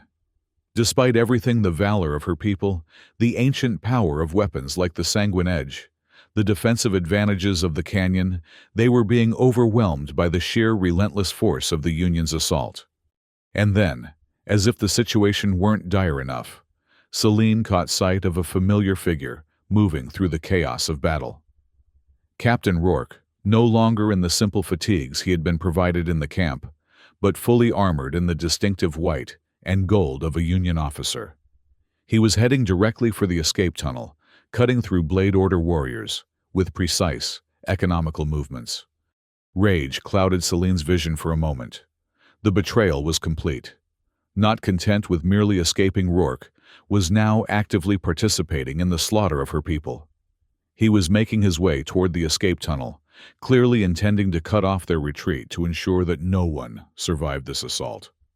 With a wordless cry of fury, Celine disengaged from the Reaver. She had been fighting and charged toward Rourke, the Sanguine Edge, leaving trails of light in the air as it moved. The Union captain saw her coming, turning to face her, with his energy sword raised in a defensive position. Their blades met with a sound like shattering crystal energy, crackling between them in a display that momentarily illuminated the surrounding battle. Rourke's expression was grim, determined. But there was something else in his ice-blue eyes, a regret perhaps or a reluctance that seemed at odds with his actions. "Why?" Celine demanded, disengaging, only to attack again, a flurry of strikes that drove Rourke back several steps. "You gave your word." "I kept my word," Rourke replied, parrying her blows with an efficiency that spoke of years of training. "I didn't betray your position, Commander. The Union found this camp through other means." "Liar." Celine spat her next attack, fueled by righteous anger. The Sanguine Edge hummed with energy, its crystalline length glowing brighter, as if responding to her emotional state. "You escaped at the first opportunity, rejoined your forces, and now you lead them against us." Rourke blocked her strike, then surprised her by disengaging completely. Stepping back with his hands raised, his energy sword deactivated. "I'm not leading this assault, Commander. I'm trying to stop it." The claim was so outrageous that Celine actually paused, the Sanguine Edge, still poised for a killing blow. "What game are you playing, Captain?" "No game," Rourke said, his voice intent. "Listen to me. There isn't much time. The Union forces here are not under my command. They're led by General Dark, and he has orders to exterminate every member of the Blade Order on Thalos, down to the last child." "And you expect me to believe you oppose this?" Celine's tone dripped with skepticism. "You, who have led countless assaults against our settlements—" "Believe what you will," Rourke replied, urgency evident in his voice. "But right now, your people are being slaughtered. The escape tunnel is already compromised. Reavers have been deployed at the exit point. This entire canyon will be bombarded from orbit within the hour. There is only one way out, Commander, and I'm offering it to you." Celine's grip on the Sanguine Edge tightened, its crystalline surface warm against her palm. The blade still pulsed with that crimson light, where Rourke's blood had touched it, a physical manifestation of the bond created by the blood law. A bond that, according to all she had been taught, could not be broken until the debt was repaid. "Why would you help us?" she asked, her voice dropping to a near whisper. "We're enemies, Captain. You owe us nothing." Rourke's ice-blue eyes met hers steadily. "Perhaps I owe you nothing, Commander. But I owe something to myself, to the officer I once was before." His hand rose to touch the scar that bisected his face. "Before I began to question what the Union has become." Before Celine could respond, a massive explosion rocked the canyon closer than any before. Debris rained down around them, and in the distance she could hear the screams of the wounded and dying. The Union's attack was intensifying, the noose drawing tighter around what remained of the Blade Order forces. "Make your choice, Commander," Rourke urged. "Your people are dying. I can get some of them out, not all but some. Or you can cling to your suspicion and watch them all perish. It was an impossible decision, a choice between trusting a proven enemy or condemning her people to certain death. The sanguine edge seemed to grow heavier in her hand, its crimson pulse, a reminder of the sacred bond that had been forged between them, whether Rourke acknowledged it or not. "Elder Malus," Celine said finally. "Lieutenant Voss, the wounded. Can you guarantee their safety?" "No guarantees in war, Commander," Rourke replied honestly. "But I can offer them a better chance than they have here. My personal shuttle is hidden in a ravine half a mile north of the canyon. It has capacity for perhaps 20 people if we crowd. It can get us to orbit, and from there—" He hesitated. "From there I have contacts. People within the Union who question the direction we've taken, who want an end to this war." It was the hesitation that convinced her more than anything else. The uncertainty in his voice, the vulnerability it revealed. This was not the calculated deception of an experienced officer. This was something else, something genuine. "Very well, Captain," Celine decided. "Lead the way. But know this, if this is a trick, if you betray us again, the blood law will demand satisfaction, and I will be its instrument." A grim smile touched Rourke's lips, pulling at the fresh scar tissue. "I would expect nothing less, Commander. Now gather your people. We have very little time." The escape from the canyon was a nightmarish blur of desperate combat and frantic movement. Celine managed to locate Elder Malus and Lieutenant Voss, along with a handful of other survivors, wounded warriors, a few medics, 2 young initiates who had not yet completed their training. 20 souls in all, as Rourke had specified. They fought their way north through the chaos of the Union assault, Celine and Rourke, working in an unlikely partnership, their contrasting fighting styles somehow complementing each other. Where Celine was all fluid motion and traditional technique, Rourke was precise, economical, ruthlessly efficient. Between them, they carved a path through the Union forces, leading the survivors toward the promised shuttle.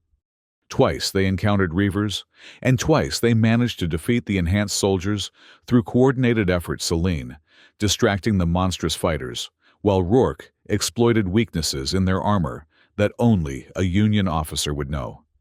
By the time they reached the ravine where Rourke had hidden his shuttle, they had lost 2 more of their number to Union fire. The remaining survivors were exhausted, wounded, pushed to the limits of their endurance.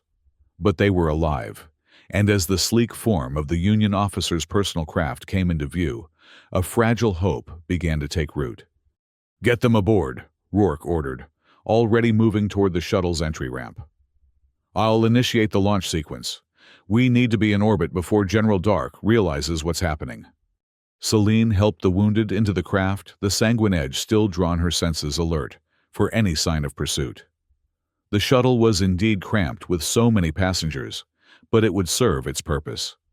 If Rourke was telling the truth, if he really did have contacts sympathetic to peace, perhaps something could be salvaged from this disaster. As the last of the survivors boarded, Celine paused at the foot of the ramp, looking back across the ravaged landscape of Thalos.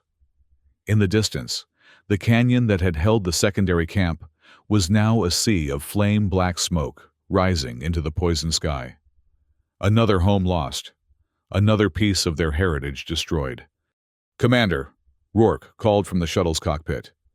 "We need to launch now. Union patrols are converging on our position." Celine turned away from the desolation with an effort of will, stepping into the shuttle just as the entry ramp began to close. The craft's engines were already powering up a deep thrum that vibrated through the deck plates. Lieutenant Voss intercepted her as she made her way toward the cockpit, his expression a mixture of concern and barely suppressed anger. "Commander, are you certain about this, trusting our lives to a Union officer?" "I'm certain of nothing," Lieutenant Celine replied honestly, "except that we had no other choice. The blood law." "The blood law." Voss interrupted, his voice rising, before he caught himself glancing around at the other survivors. More quietly, he continued, "With all due respect, Commander, The blood law was never meant to apply to enemies like the Union. They've shown no respect for our traditions, our sacred sites. And yet, Celine countered, here we are alive because of it. The law works in ways we may not always understand, Lieutenant. We must trust in its wisdom, especially when it leads us down unexpected paths. Before Voss could respond, the shuttle lurched as it lifted off the inertial dampers, struggling to compensate for the rapid acceleration. Celine made her way to the cockpit, where Rourke sat at the controls, his hands moving with practiced efficiency over the instrument panels. Union patrols have spotted us, he reported without looking up. They're scrambling interceptors. We have maybe 10 minutes before they're on us. Can we outrun them? Celine asked, taking the co-pilot's seat as if it were the most natural thing in the world. Not in atmosphere. But if we can reach orbit, this craft has capabilities they won't expect. A tight smile crossed Rourke's face. One advantage of being a captain in the Union Legion, your personal shuttle comes with certain modifications. The shuttle climbed rapidly, its engines straining against Thalos's gravity. Through the viewports, Celine could see the curvature of the planet, coming into view, the vast wasteland of what had once been a vibrant world, now scarred by war and industrial exploitation. Rourke's hands never stopped moving, adjusting controls, rerouting power, coaxing every bit of performance from the shuttle systems. There was something almost artistic about his piloting, a precision that reminded Celine of the way he fought economical efficient, yet with an underlying passion that belied his cold exterior. They're closing, he announced, eyes fixed on a sensor display. 6 interceptors heavy class. We won't reach orbit before they're on us. Options. Celine asked, her training taking over, pushing aside the strangeness of planning strategy, with a man who had been her sworn enemy mere hours before. We can try to lose them in the dead forest to the east. The magnetite deposits in that region will disrupt their targeting sensors. It's risky.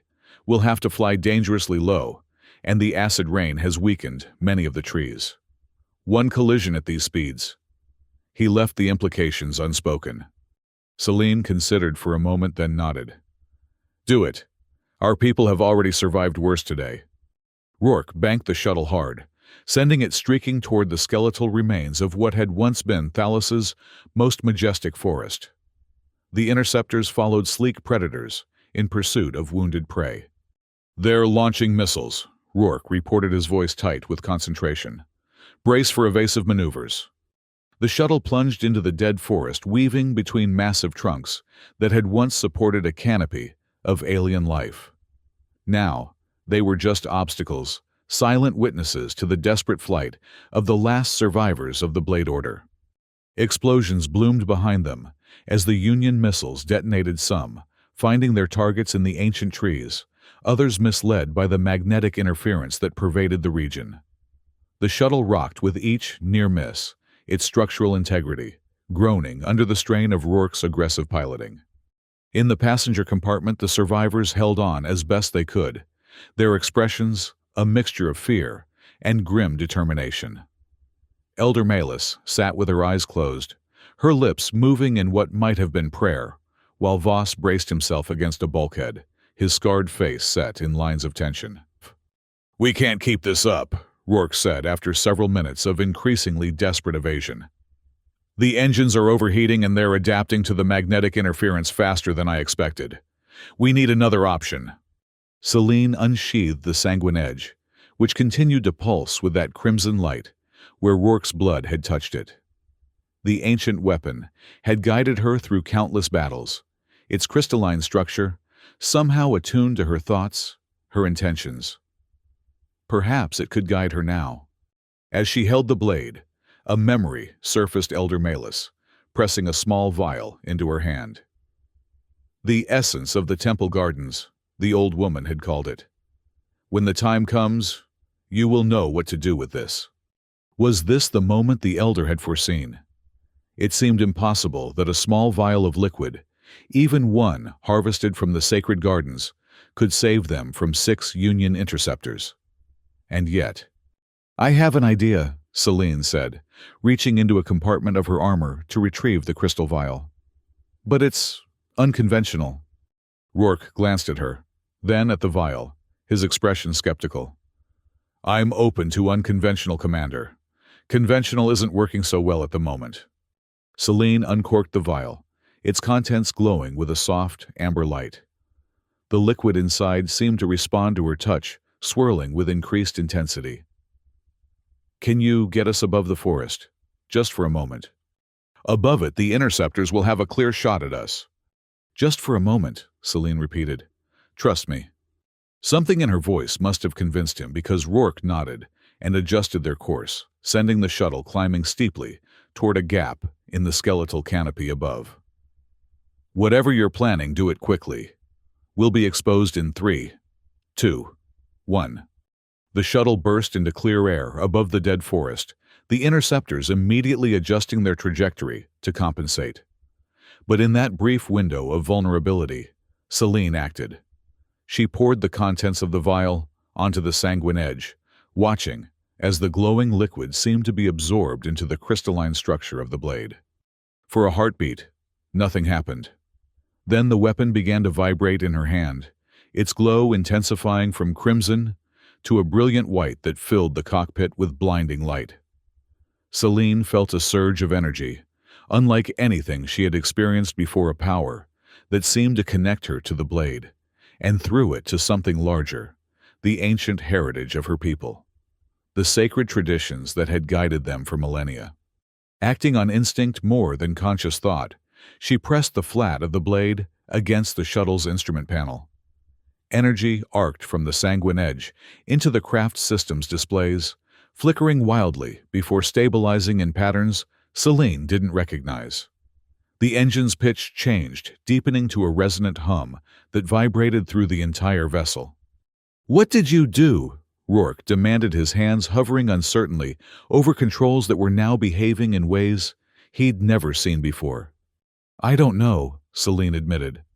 "But I think the shuttle is somehow interfacing with the sanguine edge, with its technology."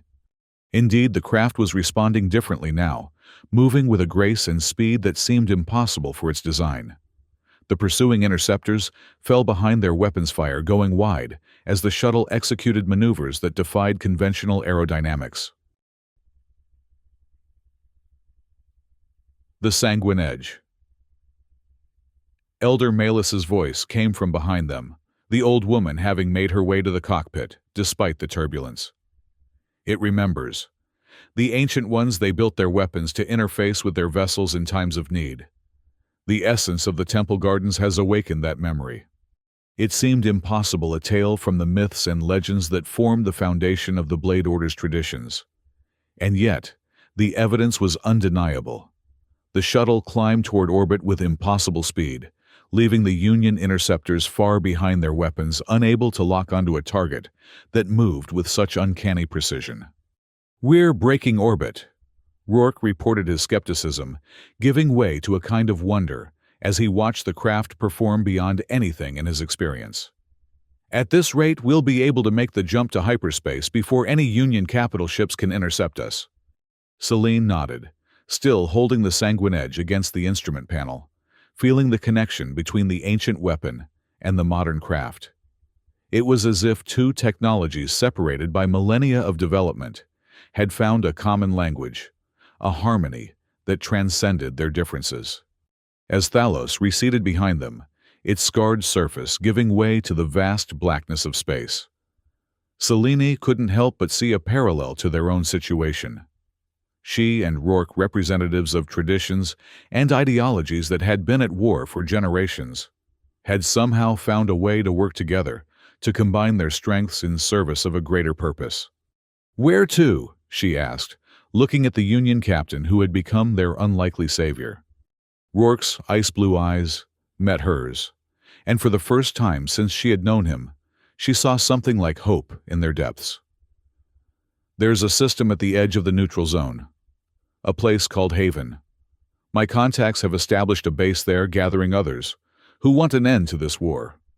It's where I was planning to go when I found myself bound by your blood law." Celine's grip tightened on the sanguine edge, its glow subsiding somewhat as the immediate danger passed, though it still maintained that connection to the shuttle systems. "You knew," she realized. "When you saved me from the drone, when you offered to help us escape, you were already planning to defect." Rourke's expression tightened the scar tissue pulling across his face. "The Union is not what it once was, Commander. What began as a movement for progress for the efficient use of resources to benefit all humanity has become something else. Something I no longer recognize." His voice dropped, becoming almost confessional. "I have seen too many worlds like Thalos stripped bare in the name of progress. Too many cultures like the Blade Order dismissed as obsolete and erased from existence. There must be another way." It was a sentiment Celine had never expected to hear from a Union officer, especially one of Rourke's reputation. And yet there was no denying the sincerity in his voice, the conviction in his eyes. "Then we go to Haven," she decided.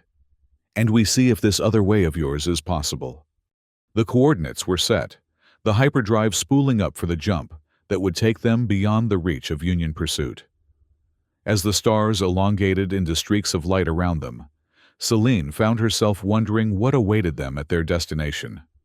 A new beginning, a last stand, or something none of them could yet imagine. The sanguine edge pulsed in her hand, its crimson glow, a reminder of the bond that had brought them to this point, a bond forged in blood and honor in the ancient traditions of the Blade Order. The Blood Law had led her down an unexpected path, but perhaps that was its purpose all along. Not merely to preserve life, but to forge connections where none seemed possible. To find honor, even in the heart of an enemy. As the shuttle made the jump to hyperspace, leaving behind the ruined world of Thalos and the war that had consumed it, Celine allowed herself to hope for her surviving people, for the future of the Blade Order's traditions, and for the possibility that from the ashes of conflict something new and better might arise. A life saved demands a life in service. That was the way of the Blood Law. But perhaps in saving each other, she and Rourke had begun to serve a greater purpose than either of them had imagined. Only time would tell if that service would be enough to heal the wounds of a war that had raged for generations. The system called Haven lived up to its name, at least in terms of its isolation. Located at the very edge of the neutral zone, it consisted of a single habitable planet, orbiting a stable yellow star, surrounded by a dense asteroid field that made direct approaches difficult for all but the most skilled pilots. It was a natural fortress, the kind of place that might remain hidden from both Union and Blade Order patrols for years, perhaps decades. As their shuttle navigated the treacherous approach, guided by the uncanny synergy between the sanguine edge and the craft's systems, Celine got her first glimpse of what Captain Rourke's contacts had built. A settlement spread across the largest continent of the planet, not a military base as she had half expected, but something that looked almost like a colony. Structures of various architectural styles clustered around a central compound, surrounded by fields where crops appeared to be growing despite the planet's harsh climate. "It's not much to look at," Rourke admitted, noting her expression. "But it's growing. Each month brings new defectors, not just from the Union but from all factions of the war. People who believe there must be a better way forward than endless conflict." The shuttle received landing clearance almost immediately upon entering the planet's atmosphere. Rourke's identification codes recognized and authenticated without question. As they descended toward a landing pad near the central compound, Celine could see figures gathering to meet them, a diverse group representing various cultures and factions from across known space. "Your people will be welcomed here," Rourke assured her, powering down the shuttle systems as they touched down. "Haven has a policy of neutrality. Old conflicts are left behind when you pass through the asteroid field." "A noble sentiment," Celine replied, finally, withdrawing the sanguine edge from the instrument panel, its glow fading to the more familiar cold blue as the connection to the shuttle systems was severed. But not all wounds heal so easily, Captain. Rourke's expression sobered. No, they don't. But they can heal, Commander, given time and the right environment. The shuttle's ramp descended, revealing a welcoming committee of sorts, a half-dozen individuals of various species, and backgrounds all watching the arrival, with expressions ranging from curiosity to caution. At their head stood a tall woman with silver-streaked black hair and the bearing of someone accustomed to command. She wore no uniform, no insignia of rank, but her authority was evident in the way the others deferred to her presence. Admiral Teska. Rourke greeted her as he descended the ramp, offering a salute that seemed reflexive rather than formal. I've brought guests, survivors of the Blade Order. They require sanctuary. The woman, Admiral Teska, apparently raised an eyebrow, her gaze moving past Rourke to where Celine stood at the top of the ramp, the sanguine edge still drawn, though no longer glowing with battle energy. Captain Rourke, when you left on your reconnaissance mission, I didn't expect you to return with a Blade Order commander and her warriors. Her tone was dry, but not unfriendly. This should make for an interesting report. It's a long story, Admiral, Rourke replied. One that involves ancient codes of honor, unexpected alliances, and a Union general who seems determined to exceed even the High Command's brutal standards. General Dark, Teska, guessed her expression darkening. We've had reports of his activities on Thalos. The man is a butcher more interested in extermination than conquest. She shifted her attention to Celine. Commander, you and your people are welcome at Haven for as long as you need. We have medical facilities for your wounded, and quarters can be arranged. All we ask is that you abide by our sole rule. The conflicts that divide us elsewhere have no place here. Celine descended the ramp, slowly aware of the tension her presence created among some of the assembled group. A Blade Order commander carrying one of the legendary crystal blades of her people was not a sight many of them had expected to see this day. We are grateful for your hospitality, Admiral, she said formally, and we will respect your rules. My people have had enough of war for now. Teska nodded, apparently satisfied with the response. Captain Rourke will show you to the medical facilities. Once your wounded are attended to, we can discuss more permanent arrangements. With that, she turned and walked away, the others in her group dispersing as well, leaving Celine and Rourke alone at the foot of the ramp. She was Union, Celine observed, having noted the distinctive bearing and speech patterns. High command from her rank. One of the first to defect, Rourke confirmed. When the Union began its policy of total resource extraction, regardless of indigenous populations or ecological impact, she refused to participate. She's been building Haven ever since, gathering others who share her vision of a different future. And what vision is that exactly? Celine asked, still wary despite the apparent welcome they had received. Balance, Rourke said simply. A recognition that progress doesn't have to come at the cost of tradition, that efficiency doesn't have to mean destruction. It's a work in progress. A faint smile touched his lips, pulling at the scar tissue that marked where the sanguine edge had cut him. But then, what isn't? The next few hours were a blur of activity, as the survivors of the Blade Order were integrated into the Haven settlement. The wounded, including Elder Malus, were taken to a medical facility that blended Union technology with healing practices from a dozen worlds. The others were provided with quarters in a recently completed residential section, simple but comfortable accommodations that represented a level of luxury they hadn't experienced since before the fall of their homeworld.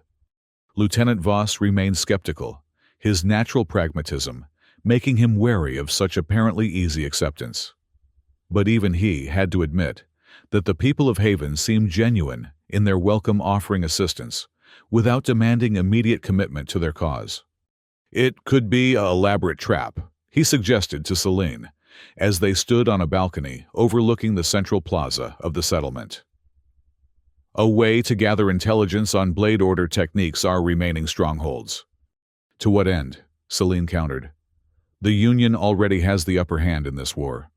They don't need deception to complete their conquest. She shook her head. No, I believe Captain Rourke was telling the truth. This place is exactly what it appears to be, a refuge for those who seek another path.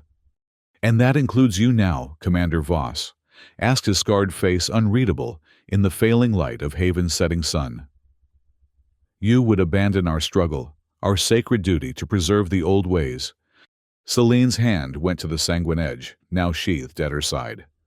The ancient weapon had returned to its normal state after their escape from Thalos, the crimson glow where Rourke's blood had touched it, fading to a more subdued pulse. But the connection remained a tangible reminder of the bond forged between them. The blood law demands that I protect the life I have taken responsibility for, she said finally. That I ensure the debt is repaid through service. For now, that binds me to Captain Rourke, and through him to this place. She turned to face her lieutenant directly. But you are under no such obligation, Voss. If you wish to rejoin what remains of the Blade Order elsewhere, I will not stop you. Voss was silent for a long moment, his gaze moving over the settlement below them, taking in the diverse inhabitants, going about their evening routines. Finally, he sighed. My place is with you, Commander. For now. But I remain unconvinced of this place and its purpose. As is your right, Celine acknowledged. I ask only that you keep an open mind, and that you honor Haven's rule of neutrality while we remain here. The lieutenant nodded stiffly. As you wish, Commander. If you'll excuse me, I should check on the others. Ensure they're settling in properly. Celine watched him go, understanding his reservations, while not sharing them. Voss had lost much to the Union, his home, his family, and very nearly his life during the battle that had left him with his distinctive scar. It would take more than a few days of hospitality to overcome such deep-seated distrust. As twilight deepened into night, Celine made her way to the medical facility, where Elder Malus was recovering. The old woman was awake, sitting up in her bed, and gazing out the window at the unfamiliar stars of the Haven system.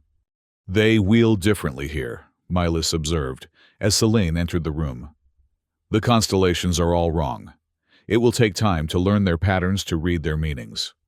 How are you feeling, Elder? Celine asked, taking a seat beside the bed. Old Malus replied with a small smile. But then I have felt old for many years now. The body heals, Commander. It is the spirit that concerns me more. Her gaze sharpened as she studied Celine's face. You are troubled. It wasn't a question, but Celine answered anyway. I'm uncertain. About this place. About the path that has led us here. The blood law has bound me to a Union captain, to a man who represents everything the Blade Order has fought against for generations. And yet you find yourself seeing him differently now, Malus finished for her. Seeing possibilities you never imagined before. Celine nodded, grateful for the Elder's understanding. Is this what the blood law intended, to bind enemies together, to force them to see each other as something more than adversaries? The blood law is far older than the conflict between the Blade Order and the Union, Malus reminded her. It comes from a time when our ancestors understood that all life is interconnected, that the taking of blood creates ripples that extend far beyond the immediate act. To acknowledge that responsibility to bind oneself to the life spared, that is the essence of the law. And the service required to repay the debt, Celine asked. What form should that take? Malus's expression grew thoughtful. The ancient texts speak of many forms of service: protection, guidance, partnership in a common cause. Only you and Captain Rourke can determine what form is appropriate in your case. She reached out to touch Celine's hand where it rested on the edge of the bed. But remember, Commander, the blood law is not meant to be a burden. It is a recognition of the sacred nature of life, and of the connections that bind us all, even across the divisions of war and ideology. Celine absorbed the Elder's words, finding in them a wisdom that transcended the immediate circumstances of their situation. The blood law had led her to this moment, to this distant world where enemies sought to become something more than the conflict that had defined them. Perhaps there was a deeper purpose to it all, a pattern she was only beginning to discern. "Thank you, Elder," she said, rising from her seat. "Rest now.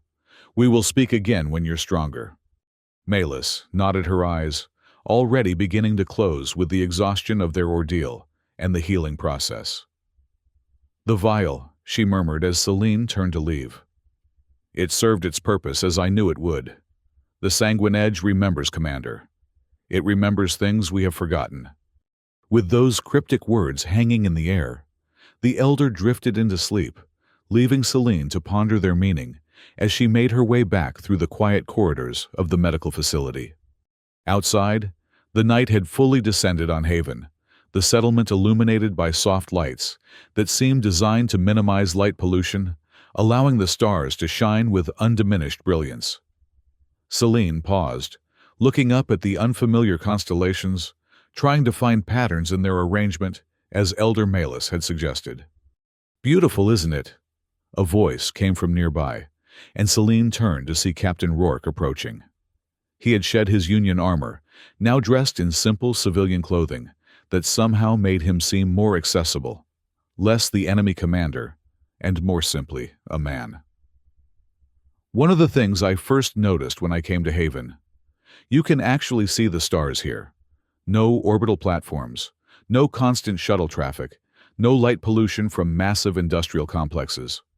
On Thalos, the stars were often hidden by the smoke of burning forests." Celine replied, her tone neutral. "By the atmospheric disturbances caused by orbital bombardments and weapons testing." Rourke winced slightly, the scar on his face pulling tight. "I deserve that. And worse." He moved to stand beside her, his gaze lifting to the night sky. "I was part of the problem for a long time, Commander. I believed in the Union's mission, in its vision of progress and efficiency. It was easy to justify the destruction when you told yourself it was all for a greater purpose." "And now," Celine asked, studying his profile in the starlight, "now I understand that any purpose that requires such wholesale destruction is inherently flawed." He turned to face her. "That's what Haven is trying to prove, that there's a middle path between the Union's relentless progress and the Blade Order's devotion to tradition. That we can move forward without burning down everything that came before." It was a seductive vision, Celine had to admit.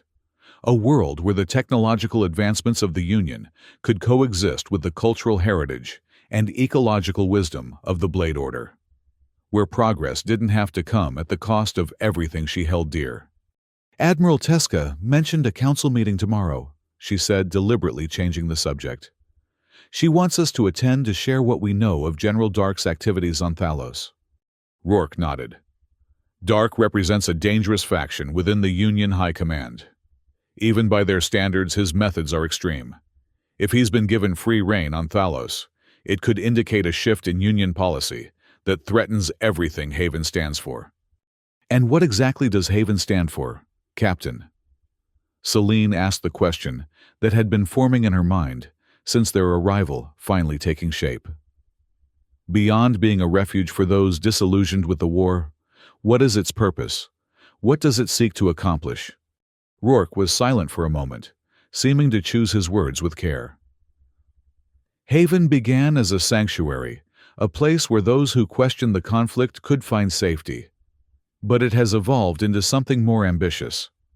Admiral Teska and the others believe that a third path is possible, one that incorporates the best aspects of both the Union and the traditionalist factions, like the Blade Order." "A noble sentiment," Celine observed. "But how does it translate into action?" "The Union continues its expansion, consuming world after world. The Blade Order and others like us are being systematically eliminated. Words and ideals won't stop that process."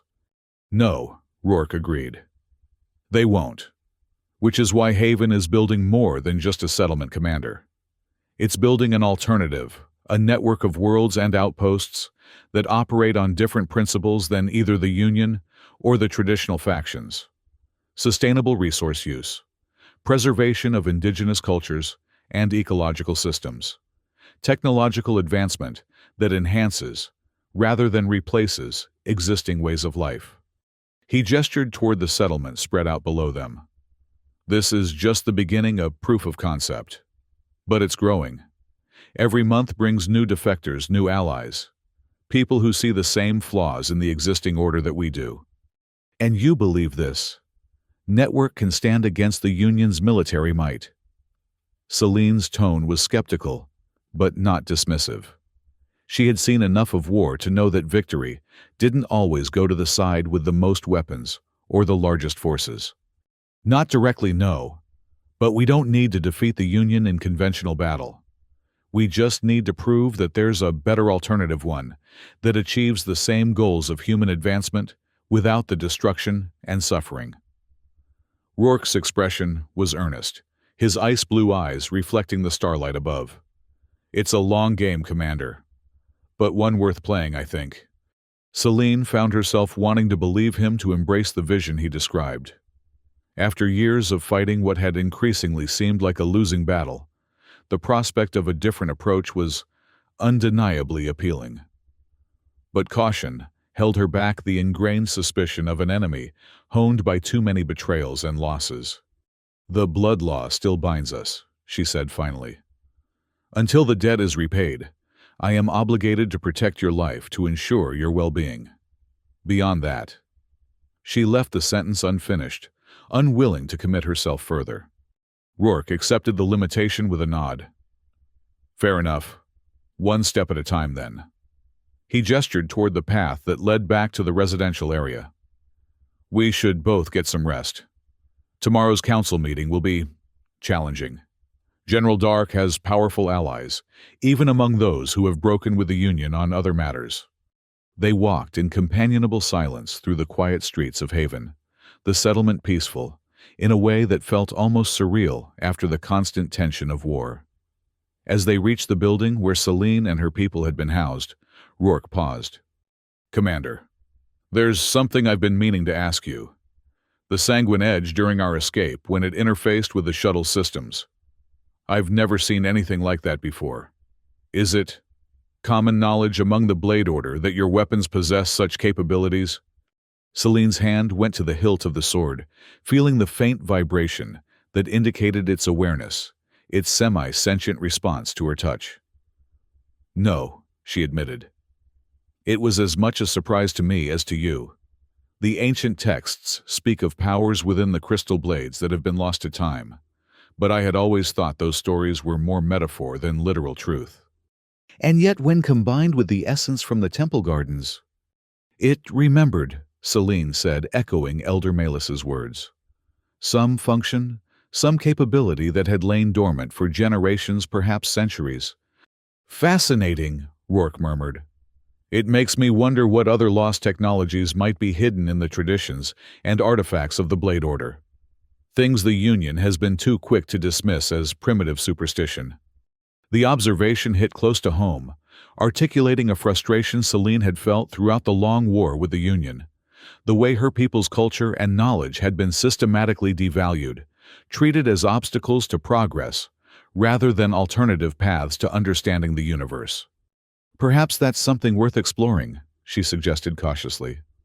"A concrete way that Haven could demonstrate its commitment to finding that middle path you described." A smile broke across Rourke's face, transforming his features despite the now prominent scar. "I couldn't agree more, Commander. In fact, it's exactly the kind of initiative that Admiral Teska has been encouraging. A research project combining Union analytical methods with Blade Order knowledge." He trailed off, suddenly self-conscious. "But that's a discussion for another day, after you've had time to settle in to decide if Haven is a place you and your people want to be." Celine found herself returning his smile, albeit more reservedly. "Good night, Captain. I'll see you at the council meeting tomorrow." As she entered the building, she was aware of Voss watching from a shadowed alcove of the common area, his expression troubled. He had overheard their conversation, or at least part of it. She could see the questions forming behind his eyes, the concerns that his commander might be falling under the influence of an enemy blood law, or no blood law. "Lieutenant," she acknowledged him with a nod. "You should be resting. Tomorrow will bring new challenges." "And new opportunities, it seems," Voss replied, his tone carefully neutral. You and the captain appear to be finding common ground. We are exploring possibilities, Celine corrected him. As we all must if we are to survive in this new reality. The Blade Order, as we knew it, may be gone, Voss. We need to adapt to find a way forward that preserves what matters most about our traditions without clinging to forms that can no longer protect us. Voss absorbed her words with a thoughtful frown. And you believe Haven offers such a path, a settlement founded by Union defectors, led by a former admiral of the fleet, that has destroyed countless Blade Order worlds. I believe it offers a possibility, Celine replied. One worth investigating at least. The Blood Law has led us here, Lieutenant. Perhaps there is wisdom in following its guidance a while longer. The mention of the Blood Law seemed to give Voss pause. Whatever his personal doubts about their current situation, he was still a warrior of the Blade Order, raised to respect its ancient codes and traditions.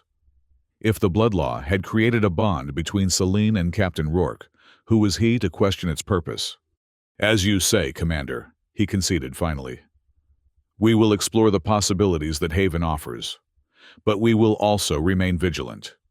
Not all who have broken with the Union may share this vision of a middle path. A wise precaution, Celine agreed. Now get some rest, Lieutenant. Tomorrow we face a council of former enemies and potential allies. We should be at our best. As Voss withdrew to his quarters, Celine made her way to her own assigned room, a simple space with a bed, a desk, and a window that looked out over the settlement and the starlit landscape beyond. She unsheathed the sanguine edge, laying it across the desk, where the starlight caught its crystalline surface, making it glow with a soft blue luminance. The ancient weapon had been her constant companion throughout her career as a Blade Order commander, a symbol of her authority and a tool of devastating effectiveness in battle. Now it had revealed new dimensions, new capabilities that hinted at depths of knowledge and power long forgotten by her people. And it had created a bond between her and a man who should have been her enemy, a Union captain, whose blood had touched the sacred blade and triggered the ancient law that was at the heart of the Blade Order's traditions. A bond that had led them to this distant world, this community of exiles and defectors, seeking a different future than the one offered by the ongoing war. As she prepared for sleep, Celine found herself wondering what tomorrow's council meeting would bring and how the path laid out by the Blood Law would continue to unfold. They had survived the fall of the temple, the destruction of the secondary camp, and the desperate flight from Thalos. But the greater challenge still lay ahead, finding a way to honor the traditions of the past while embracing the possibilities of a different future. The sanguine edge pulsed softly in the starlight as if acknowledging her thoughts. Remember, it seemed to say. Remember what has been, what might yet be. Remember that blood binds, but it also creates new paths, new connections. With that thought in her mind, Celine closed her eyes, allowing exhaustion to finally claim her. Tomorrow would bring its own challenges, its own revelations. For now, it was enough to have found a moment of peace in the midst of a war that had consumed most of her life. The council chamber of Haven was an architectural statement of intent, a circular room with high windows that admitted the clear morning light walls, adorned with symbols and artifacts from a dozen different cultures, and a round table at its center, where representatives of various factions sat as equals. There were no elevated seats for leaders, no positions of prominence that might suggest a hierarchy of importance or influence. Celine entered alongside Captain Rourke, conscious of the eyes that turned to observe them, some curious, others wary, a few openly hostile. The Blade Order was known throughout the galaxy for its adherence to ancient traditions, its resistance to the Union's model of progress. Her presence here in the company of a Union captain was bound to raise questions and concerns.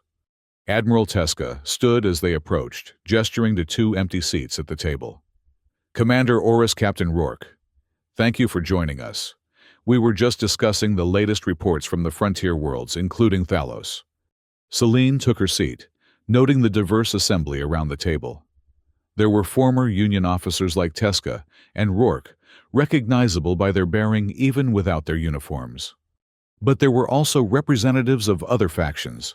A woman whose intricate facial tattoos marked her as a member of the Nomad Collective. A man whose crystalline augmentations identified him as one of the Veil Ascendancy.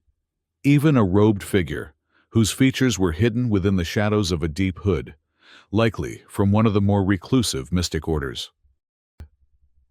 Commander Oris, Teska continued, perhaps you could share with the Council what you witnessed on Thalos. Your first-hand account would be invaluable in understanding General Dark's current strategies. Celine gathered her thoughts, then spoke clearly and concisely describing the Union's systematic destruction of Blade Order settlements, the targeting of cultural sites, like the Old Temple, and the deployment of Reavers against civilian populations. She detailed the final assault on the secondary camp, the precision with which Union forces had located and attacked a supposedly hidden installation. It was not merely conquest, she concluded. It was extermination, a deliberate effort to erase not just the Blade Order's presence on Thalos, but any trace of our culture, our history, our way of life. A murmur ran around the table, faces grave as they absorbed the implications of her report. Admiral Teska's expression was particularly troubled, her fingers steepled before her as she considered Celine's words. This aligns with reports we've received from other sources, she said finally. General Dark appears to have been given unprecedented authority by the Union High Command. His mandate seems to go beyond mere pacification of resistant worlds to something more comprehensive. Genocide, stated the tattooed woman of the Nomad Collective, her voice harsh with emotion. Let us call it what it is. The Union has moved from exploitation to extermination. Not the Union as a whole, Rourke interjected, leaning forward. Dark represents a faction within High Command, the most extreme elements who see traditionalist cultures as obstacles to be removed rather than differences to be respected or even integrated. A distinction without a difference, Captain, the Nomad woman retorted. Whether it is official policy or merely the actions of an empowered faction, the result is the same. Worlds destroyed, cultures, erased, people slaughtered. The debate might have escalated further, but Admiral Teska raised a hand for silence. The question before us is not whether these actions are reprehensible. On that, I believe we all agree. The question is, how Haven should respond. What action can we take that aligns with our principles, while effectively countering this threat? Armed resistance, suggested the crystalline augmented man of the Veil Ascendancy, his voice carrying the slight harmonic quality characteristic of his people. Haven has ship's weapons trained personnel. Many of us were warriors before we were exiles. To engage the Union directly would be suicide, another council member countered. Even with all our combined resources, we cannot match their military might, and to attempt to do so would only validate their portrayal of traditionalist factions as violent extremists who must be eliminated for the greater good. The debate continued, perspectives offered and challenged, strategies proposed and dissected. Throughout, Celine remained silent, absorbing the dynamics of the council, the different priorities and concerns of its members. It was clear that while all present shared a rejection of the Union's current path, they were far from united on what alternative should be pursued. Finally, the hooded figure who had remained silent throughout the discussion raised a hand, immediately drawing all attention. When they spoke, their voice was surprisingly melodious, carrying an accent Celine couldn't quite place. We debate strategies of resistance, of preservation, of survival. All necessary, all important. But perhaps we are overlooking a more fundamental question: what future are we fighting for? Not merely what we oppose, but what we propose to build in its place. The question hung in the air, challenging in its simplicity. What future did they envision? A return to the status quo before the Union's expansion, a new balance of power between traditionalist factions and progressive forces. Something else entirely. The Pax Sanguinis. Selene said the words emerging almost before she had consciously formed the thought. All eyes turned to her expressions, ranging from curiosity to confusion.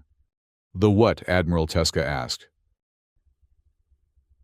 "The Pax Sanguinis," Selene repeated more confidently now.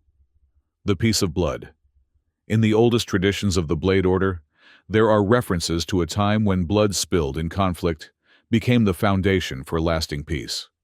When enemies bound by the blood law formed new covenants, new ways of relating that transcended their previous enmity." She glanced at Rourke, seated beside her, seeing in his eyes a recognition of where her thoughts were leading. "Captain Rourke and I are bound by such a law. My blood spilled his, and by our ancient code, I am obligated to protect his life until the debt is repaid through service. It is a bond neither of us chose, yet it has led us here to this council, to this moment of possibility." "And you suggest we would extend this concept to the broader conflict?"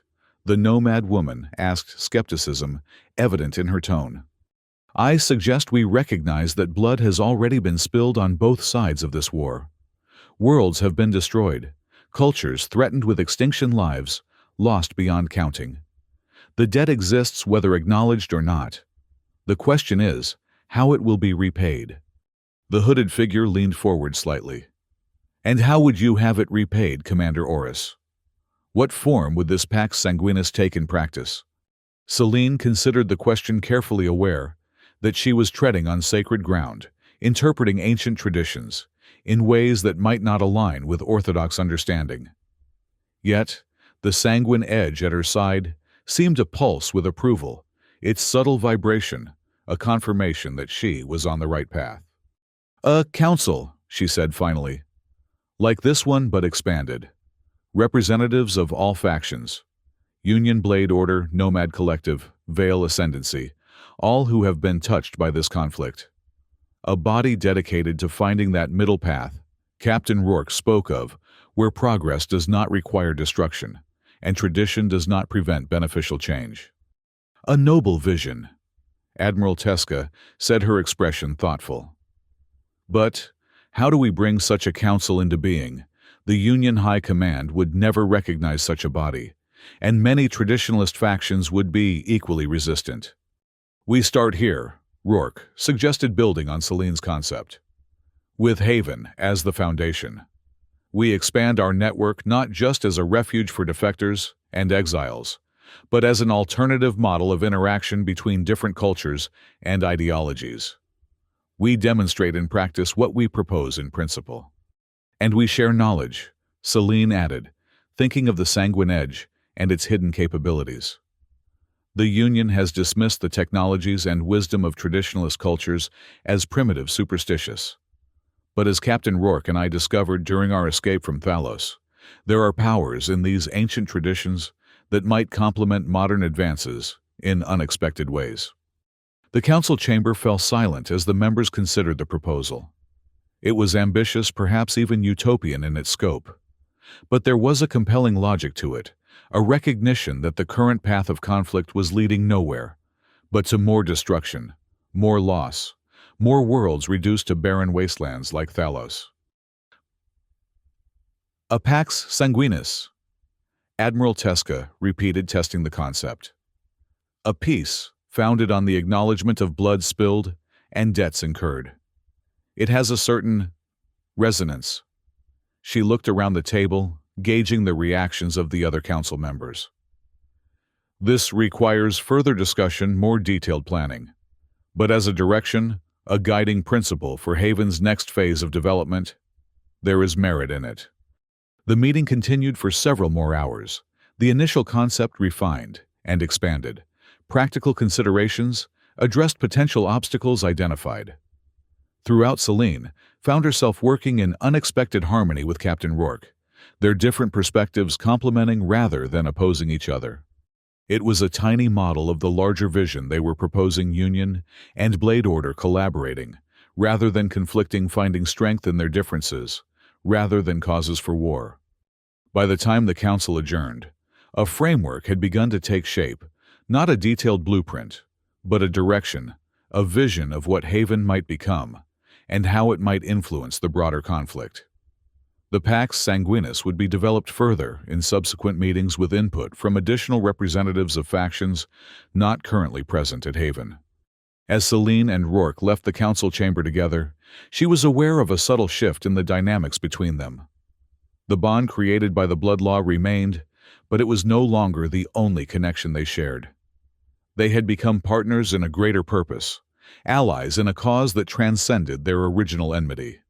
"That went better than I expected," Rourke admitted, as they walked through the settlement, the afternoon sun casting long shadows across their path. "I thought the proposal of a formalized council would meet with more resistance, especially from those who have suffered the most at Union hands." "People are tired of war," Celine replied. "Tired of loss and destruction. Even those who have the most reason to seek vengeance can recognize when a path leads only to more of the same suffering." Rourke nodded, his expression thoughtful. "The Pax Sanguinis. It's a powerful concept drawing on the deepest traditions of the Blade Order while offering something new, something that might actually address the root causes of this conflict rather than merely treating its symptoms." "It still faces enormous obstacles," Celine cautioned. "The Union High Command General Dark and his faction. Even within the Blade Order, there will be those who see any compromise as betrayal of our ancient ways." "True," Rourke conceded. "But we don't need to convince everyone at once. We build from Haven outward, demonstrating the benefits of collaboration, sharing knowledge and resources across traditional boundaries. Success is the most persuasive argument we can make." They had reached a small garden at the edge of the settlement, a place where the planned environment gave way to the natural landscape of Haven.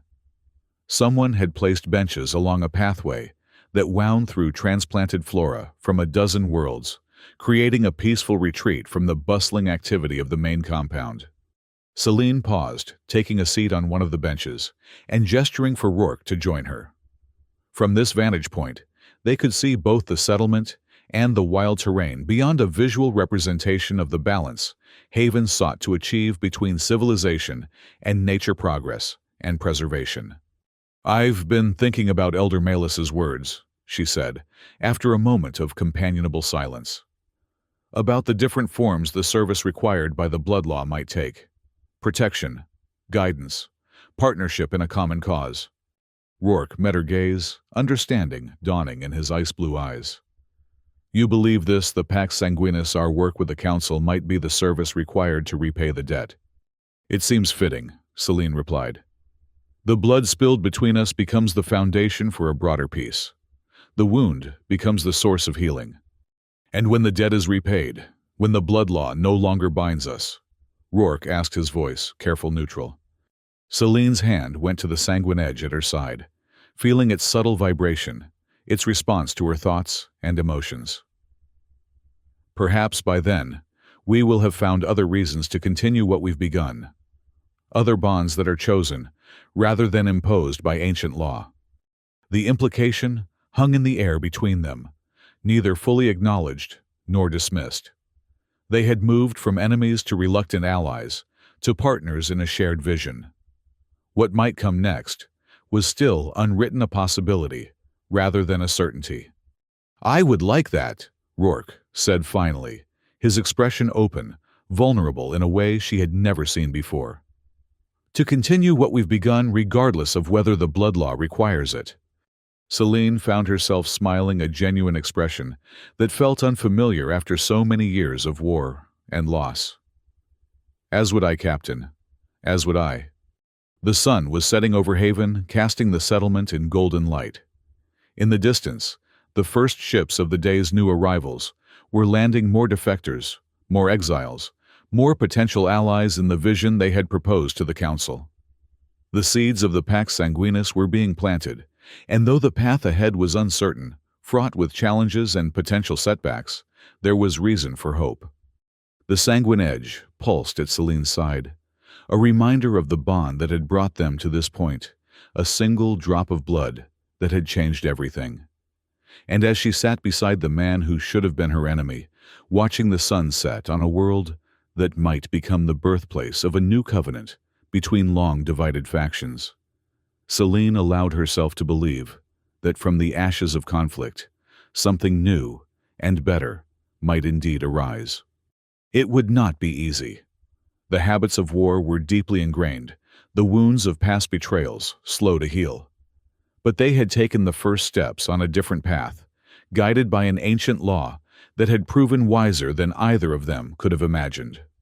Where that path would lead remained to be seen, but for the first time in longer than she could remember, Selena Oris looked to the future with anticipation rather than dread. A life saved demands a life in service. That was the way of the blood law. But in saving each other literally on the battlefield, and perhaps figuratively, from the endless cycle of destruction that had consumed their respective factions, she and Rourke had begun to serve a greater purpose. The debt would be repaid, not merely between two individuals, but across worlds and cultures, a covenant of blood transformed into a foundation for peace. The Pax Sanguinis, the peace of blood, a new beginning born from the very conflict it sought to heal.